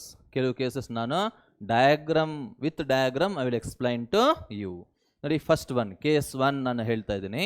Let us ಸೇ ಓ ಅನ್ನೋದು ನಿಮಗೆ ಅಬ್ಸರ್ವರ್ನ ಇಂಡಿಕೇಟ್ ಮಾಡುತ್ತೆ, ಎಸ್ ಅನ್ನೋದು ನಿಮಗೆ ಸೋರ್ಸ್ನ ಇಂಡಿಕೇಟ್ ಮಾಡುತ್ತೆ. ಸೊ ನೋಡಿ, ಆರೋ ಮಾರ್ಕ್ ಇದು ನಿಮಗೆ ಸ್ಪೀಡ್ ಆಫ್ ಸೌಂಡ್ನ ಇಂಡಿಕೇಟ ಮಾಡುತ್ತೆ. ಓಕೆ, ಜನರಲಿ ನಾವು ಯಾವತ್ತೇ ಆಗಲಿ ಸ್ಪೀಡ್ ಆಫ್ ಸೌಂಡ್ನ ಲೆಫ್ಟಿಂದ ರೈಟ್ಗೆ ಹೋಗ್ತಾ ಇದೆ ಅಂತ ಇಮ್ಯಾಜಿನ್ ಮಾಡ್ಕೊಳ್ತೀವಿ. ಇಲ್ಲಿ ಫಸ್ಟ್ ಕೇಸ್ ಏನಪ್ಪ ಅಂತಂದಿದ್ದಾಗ, see here velocity of the observer is equal to 0. That means observer is at a rest ಅಂತ ಹೇಳ್ತಾರೆ. Observer is at a rest and source is moving towards the observer, stationary observer ಅಂತ ಹೇಳ್ತಾರೆ. ಅವಾಗ ಒಂದ್ಸರಿ ನೀಟಾಗಿ observe ಮಾಡಿ, velocity of the source ಹೇಗೆ ತೊಗೋಬೇಕು ನಾವು? ಪ್ಲಸ್ ತೊಗೋಬೇಕಾ ಮೈನಸ್ ತೊಗೋಬೇಕಾ? ನೋಡಿ, ಇಲ್ಲಿ ಸೌಂಡ್ ಡೈರೆಕ್ಷನ್ ಅನ್ನೋದು ಲೆಫ್ಟಿಂದ ರೈಟಿಗಿದೆ, ಅದು ಸೋರ್ಸ್ ಡೈರೆಕ್ಷನ್ ಅದಕ್ಕೆ ಆಪೋಸಿಟ್ ಆಗಿದೆ ಅಂತಂದಾಗ we have to take it as V minus V S ಅಂತ ತಗೊಳ್ತೀರಾ. Therefore what happens to apparent frequency F dash ಅನ್ನೋದು ನಿಮಗೆ F into V minus 0 divide by V minus V S ಅಂತ ಬರೀಬಹುದು. Therefore f dash becomes equals to f into v divided by v plus vs. ಈಗ ನಾವು common sense use ಮಾಡ್ಬೋದು. ಯಾವಾಗಾದರೆ source ಅನ್ನೋದು towards the observer ಬರ್ತಾ ಇರ್ತಾರೋ ಅವಾಗ frequency will increase ಆಗಬೇಕು ಅಂದರೆ ಡಿನಾಮಿನೇಟರ್ ನಿಮಗೆ ಕಮ್ಮಿ ಆಗಬೇಕು, ಡಿನಾಮಿನೇಟರ್ ಜಾಸ್ತಿ ಆಗಬೇಕು. ಆಗ ಪ್ಲಸ್ ಅನ್ನೋದು ನಿಮಗೆ ಕೆಳಗಡೆ ಬರುತ್ತೆ. ಗೊತ್ತಾಗಿದಲ್ವೇ ಹೇಳ್ತಾರೆ ಇದು ಅಂತ ಅಂದ್ಬಿಟ್ಟು. Similarly let us see the second case ನೋಡೋಣ ಇಲ್ಲಿ ಏನಾಗುತ್ತೆ ಅಂತಂದ್ಬಿಟ್ಟು. ಸೊ ಇಲ್ಲೊಂದು ನಿಮಗೆ ಫಾರ್ಮುಲಾ ಅಲ್ಲಿ ಎಫ್ ಅನ್ನೋದು ಮಿಸ್ ಮಾಡಿದ್ದೀನಿ. F is the true frequency, F is the true frequency ಅಂತ ಹೇಳ್ತಾರೆ. ಇದು ಮಿಸ್ ಮಾಡಬಾರ್ದು ರೀ. F is a true frequency. ನೋಡಿ ಇಲ್ಲಿ ಕೇಸ್ 2 ನಾವು ಒಂದ್ಸರಿ ನೋಡೋಣ. What is the case 2 says here? Case 2 ಏನು ಹೇಳ್ತಾರೆ ನೋಡಿ ಇಲ್ಲಿ, observer is moving towards the stationary source ಅಂತ ಹೇಳ್ತಾರೆ. Velocity of the source is equal to 0. Observer is moving is the velocity of the sound ರೀ. therefore VO is equals to plus VO ಅಂತ consider ಮಾಡ್ತೀರಾ. therefore ಇಲ್ಲಿ apparent frequency ಏನಾಗುತ್ತೆ ನೋಡಿ ಇಲ್ಲಿ F into V minus VO because observer is moving in the direction of speed of sound. ಹಾಗಾಗಿ ನಿಮಗೆ you will get F dash becomes equals to F into V minus VO divided by V ಅಂತ ಹೇಳ್ತಾರೆ. this is apparent frequency. ಗೊತ್ತಾಯ್ತಲ್ವಾ? Case 3 ಏನು ಹೇಳ್ತಾರೆ ನೋಡೋಣ. Case 3 observe ಮಾಡಿ. Suppose if the observer and source are moving towards each other is the velocity of the sound. ಅವಾಗ ಏನಾಗುತ್ತಪ್ಪ, V ಒ ಅನ್ನೋದು ನಿಮಗೆ ಪ್ಲಸ್ ವಿ ಒ ತಗೋಬೇಕು, ವೆಲಾಸಿಟಿ ಆಫ್ ದ ಸೋರ್ಸ್ ಅನ್ನೋದು ಮೈನಸ್ ವಿ ಎಸ್ ತಗೋಬೇಕು. therefore apparent frequency ಏನ್ರಿ ಆಗತ್ತೆ ಇಲ್ಲಿ V minus V O divide by ಏನಪ್ಪ ಆಗತ್ತೆ ಇಲ್ಲಿ V minus V S into F ಅಂತ ಬರೀಬಹುದು. So F dash becomes equals to V minus V O divide by V plus V S into F. Like that we have to apply. ನಮ್ಗೆ only examples ನಾನು ನಿಮಗೆ explain ಮಾಡಿದ್ದೀನಿ. ಇದೇ ರೀತಿ ನೀವು analyse ಮಾಡಿ ಡಿಫ್ರೆಂಟ್ ಕೇಸಸ್ ನಿಮಗೆ ಬರುತ್ತೆ. So let us see the reflected case. What is the apparent frequency? ನಾನು ಡೈರೆಕ್ಟ್ ಫಾರ್ಮುಲಾ ಮಾತ್ರ ಹೇಳ್ತಾ ಇದ್ದೀನಿ ನೋಡಿ ಇಲ್ಲಿ. Apparent frequency in case of reflected sound ಅಂತ ಹೇಳ್ತಾ ಇದ್ದೀವಿ. ಇನ್ case of reflected sound, see here there is a wall ಇದೆ ನಿಮ್ಗೆ ಇಲ್ಲಿ. let us say stationary, and let us say there is an observer who is coming in a ಕಾರಲ್ಲಿ ಬರ್ತಾ ಇದ್ದಾರೆ ನಿಮಗೆ ಅಂತ ಇಮ್ಯಾಜಿನ್ ಮಾಡಿಕೊಳ್ಳಿ. there is an observer who is moving in a car. ನೋಡಿ ಇಲ್ಲಿ ಅಬ್ಸರ್ವರ್ ನಿಮಗೆ ಕಾರಲ್ಲಿ ಕೂತಿರ್ತಾರೆ and he will blow the horn. So velocity of the sound ಹೀಗಿರುತ್ತೆ. ಅಲ್ಲಿ ಏನಾಗ್ತದೆ ನಿಮ್ಗೆ ಇಲ್ಲಿ ಅಂತಂದಾಗ ಹೀಗೆ ಹೋಗಿ ಸೌಂಡ್ ಹೀಗೆ ಹೋಗಿ ರಿಫ್ಲೆಕ್ಟ್ ಆಗಿ ಬರುತ್ತಲ್ವಾ. ಸೊ ಹಾಗಿದ್ದಾಗ reflected case what is the apparent frequency? F dash ನೋಡಿ, ರಿಫ್ಲೆಕ್ಟೆಡ್ ಕೇಸ್ ಮಾತ್ರ ಹೇಳ್ತಾ ಇದ್ದೀನಿ. F dash becomes equal to F into true frequency into V minus V O divide by V plus V S ಅಂತ ಬರುತ್ತೆ. ಗೊತ್ತಾಗಿದಲ್ವ ಹೇಳ್ತಾ ಇರೋದು? Apparent frequency will increase ಅಂತಂದರೆ, ಒಂದು ನಿಮಿಷ ಇಲ್ಲಿ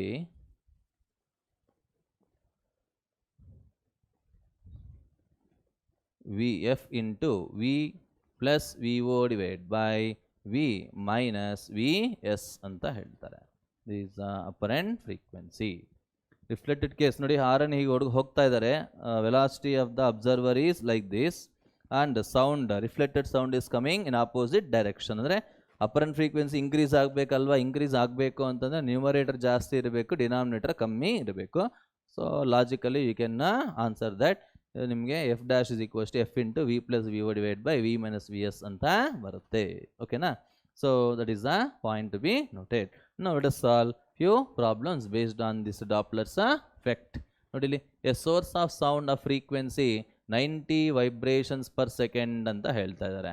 what is the source sound frequency here ಅಂದರೆ true frequency they have given 90 vibrations per second ಇದೆ, 90 hertz ಅಂತ ಹೇಳ್ಬೋದು. ಓಕೆ, ಆಪ್ಷನ್ಸು ಸಹ ನಿಮಗೆ ವೈಬ್ರೇಷನ್ಸ್ ಪರ್ ಸೆಕೆಂಡಲ್ಲೇ ಇದೆ. So let us write like that, vibrations per second approaching a stationary observer ಅಂತ ಹೇಳ್ತಾ ಇದ್ದಾರೆ. ಅಂದರೆ velocity of the observer is equal to 0 with a speed, velocity of the stationary observer, correct. Velocity of the source ಏನು ಕೊಟ್ಟಿದ್ದಾರೆ ನಿಮ್ಗೆ ಇಲ್ಲಿ ಅಂತಂದರೆ you can say 1/10th of the speed of sound ಅಂತ ಹೇಳಿದ್ದಾರೆ.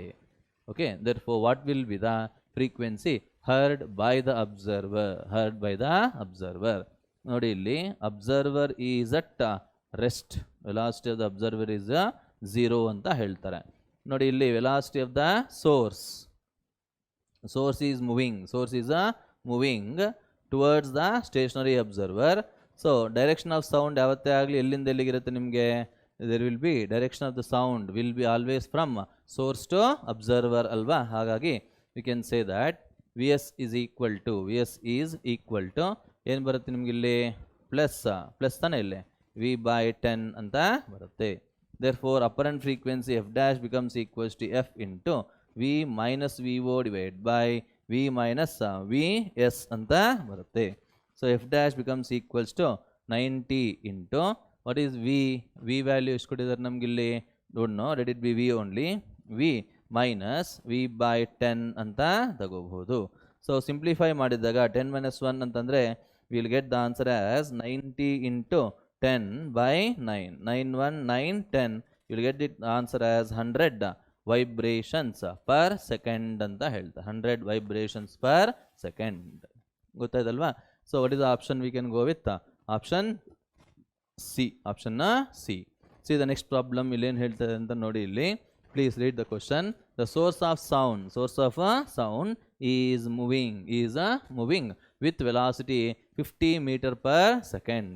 Velocity of the source is equals to 50 meter per second towards a stationary observer. VO becomes equal to 0. Okay. The observer measures the frequency of the source as measures ಅಂತಂದ್ರೆ apparent frequency ಕೊಟ್ಟಿದೆ. f dash is equals to 1000 hertz ಅಂತ ಹೇಳ್ತಾ ಇದ್ದಾರೆ.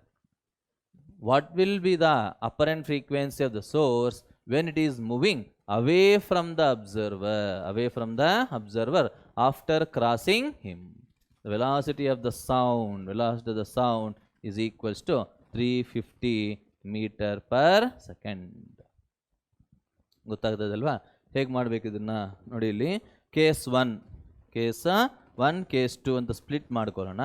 Case 1 ಏನು ಹೇಳ್ತಾ ಇದೆ ನಿಮ್ಗೆ ಇಲ್ಲಿ, source is moving. Okay, sound ಹೀಗೆ ಇರುತ್ತೆ and towards the stationary observer. Therefore true frequency ನಮಗೆ ಗೊತ್ತಿಲ್ಲ, ಅದನ್ನು ಫಸ್ಟ್ ಫೈಂಡ್ ಔಟ್ ಮಾಡ್ಕೊಳ್ಳೋಣ. f dash becomes equals to f into v minus 0 divided by v minus vs ಅಂತ ಬರುತ್ತೆ. ಸೊ f dash ನಮಗೆ ಕೊಟ್ಟಿದ್ದಾರೆ ವ್ಯಾಲ್ಯೂ ನಿಮಗೆ. f dash is equal to 1000 ಅಂತ ಹೇಳಿದ್ದಾರೆ.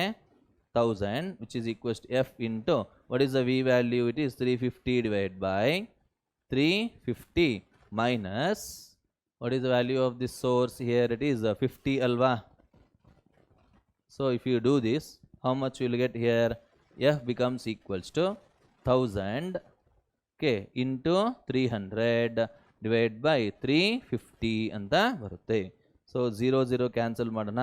5 6 5 7. So if you do it, you will get the answer as some 6000 divided by 7 ಅಂತ ಬರುತ್ತೆ. So ಇದನ್ನು ಸಿಂಪ್ಲಿಫೈ ಮಾಡಿದ್ದಾಗ ಏನು ಬರುತ್ತೆ ನೋಡೋಣ. f dash is equals to 6000 by 7. 6000 by 7 ಅಂತಂದರೆ ನಿಮಗೆ ಅಪ್ರಾಕ್ಸಿಮೇಟ್ ಆಗಿ ನಿಮಗೆ 857.4 ಏನೋ ಬರುತ್ತೆ. therefore true frequency is equals to 857.14 hertz ಅಂತ ಬರುತ್ತೆ. is the case 1. ಕೇಸ್ 2 ಏನು ಹೇಳ್ತಾ ಇದ್ದಾರೆ ನೋಡಿ ಇಲ್ಲಿ. ಕೇಸ್ 2 ಅನ್ನೋದು ನಿಮಗೆ, so observer is still at rest. Okay, source ಅನ್ನೋದು ಏನಾಗ್ತಾ ಇದೆ ನೋಡಿ ಇಲ್ಲಿ. This is velocity of the sound. Source is moving away from the observer. ಅಂದರೆ ಇಲ್ಲಿ ನಮಗೇನು ತಗೋಬೇಕಾ, ಮೈನಸ್ ವಿ ಎಸ್ ತಗೋಬೇಕು. What is the apparent frequency in this case? ಮಾಡ್ತೀರಾ? F double dash is equals to F into V minus V why is 0 V plus V S ಅಂತ ಬರುತ್ತೆ. So F value ಎಷ್ಟು ಬಂತು ನಿಮಗಿಲ್ಲಿ? 857.14 into velocity of the sound 350 divide by 350 plus 50 ಅಂತಂದಾಗ you will get 400. So ಇದನ್ನು multiply ಮಾಡಿ simplify ಮಾಡಿದ್ದಾಗ 0 0 cancel ಆಗುತ್ತೆ. 5 7 5 8 ಅಂತ ಹೇಳ್ತಾರೆ. Therefore f double dash becomes equals to 7 into 857.14 divided by 8. ನೋಡಿ ಸಿಂಪ್ಲಿಫೈ ಮಾಡಿ ಅಪ್ರಾಕ್ಸಿಮೇಟ್ಲಿ 100 ಬರುತ್ತೆ ನಿಮಗೆ. ಸೊ 100 ಬಂದು ನಿಮಗೆ ಅಪ್ರಾಕ್ಸಿಮೇಟ್ ಮಾಡಿದ್ದಾಗ ಇಫ್ ಯು ಡೂ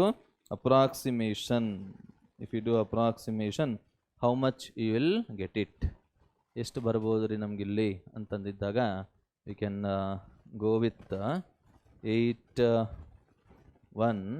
ಓಕೆ, 8 1 ನಿಮ್ಗೆ ಬರುತ್ತೆ 1 0 8 6 48 8 7 56 ಅಂತ ಹೇಳ್ಬೋದು. 107 ಅಂತ ಹೇಳ್ಬೋದು. 7 ಇಂಟು 107 ಅಂತಂದರೆ ನಿಯರ್ಲಿ ನಿಮಗೆ 750 ಹರ್ಟ್ಸ್ ಏನೋ ಬರುತ್ತೆ. Therefore we can go with option 750 hertz, that is option A. Option A ಗೊತ್ತಾಯ್ತಲ್ವ ಹೇಗೆ ಮಾಡ್ತಾ ಇದ್ದೀವಿ ಅಂತಂದ್ಬಿಟ್ಟು. So let us see the next numerical problem. ಏನು ಹೇಳ್ತಾ ಇದ್ದಾರೆ ನೋಡಿ ಇಲ್ಲಿ, A man is watching 2 trains ಅಂತ ಹೇಳ್ತಾ ಇದ್ದಾರೆ. 1 leaving and other is coming with speed equal to 4 meter per second ಅಂತ ಹೇಳ್ತಾ ಇದ್ದಾರೆ. So velocity of the source is equals to 4 meter per second. If the sound, their visuals, each of frequency, what is the frequency here? True frequency 240 hertz ಅಂತ ಹೇಳ್ತಾ ಇದ್ದಾರೆ. The number of beats heard by the man, you have to find out beat frequency. Velocity of the sound is equal to ಎಷ್ಟು ಕೊಟ್ಟಿದ್ದಾರೆ ನಿಮಗೆ? Velocity of the sound ನಿಮಗೆ 320 metre per second ಅಂತ ಹೇಳಿದ್ದಾರೆ. ಓಕೆನಾ? See here, there is an observer. Velocity of the observer is equal to 0.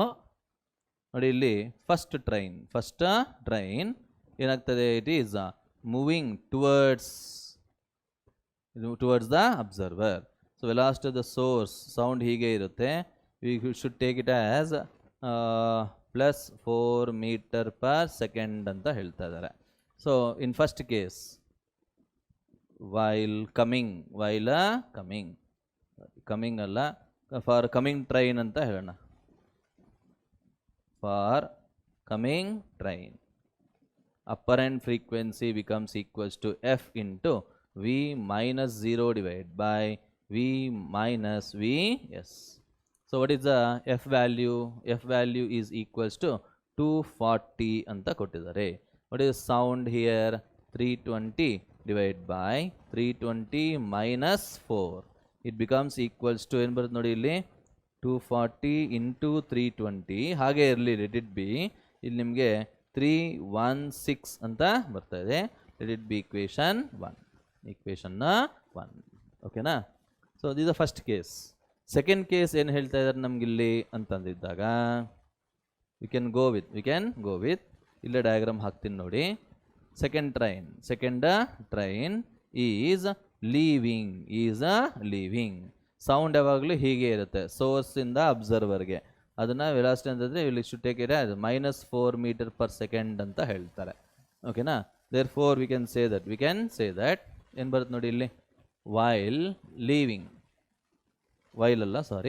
For living train ಅಂತ ಹಾಕ್ತೀನಿ ನಾನು. For leaving a train.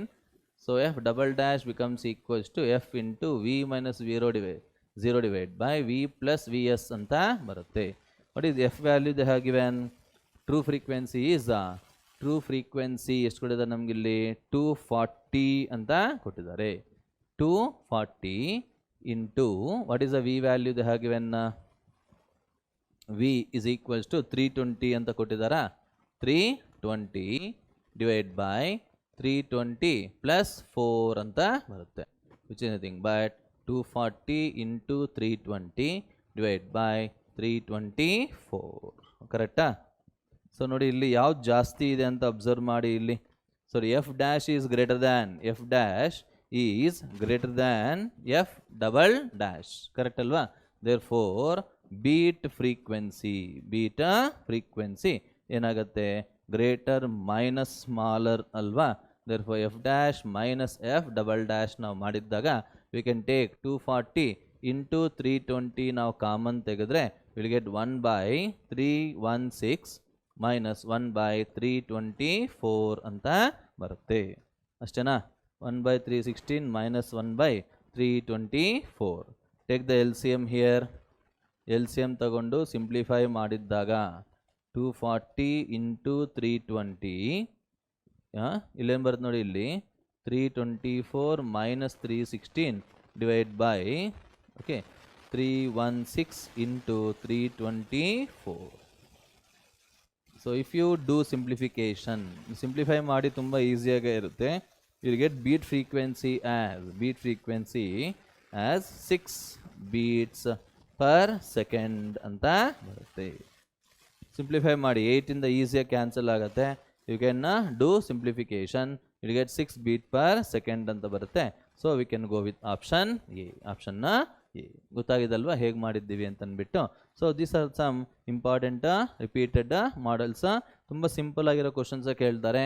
ತುಂಬ ಜನ ಟೆನ್ಷನ್ ತೊಗೊಂಡ್ಬಿಟ್ಟು ಆ ಸಿಂಪಲ್ ಕ್ವಶನ್ಸ್ ಸಹ ಬಿಟ್ಬಿಡ್ತಾರೆ.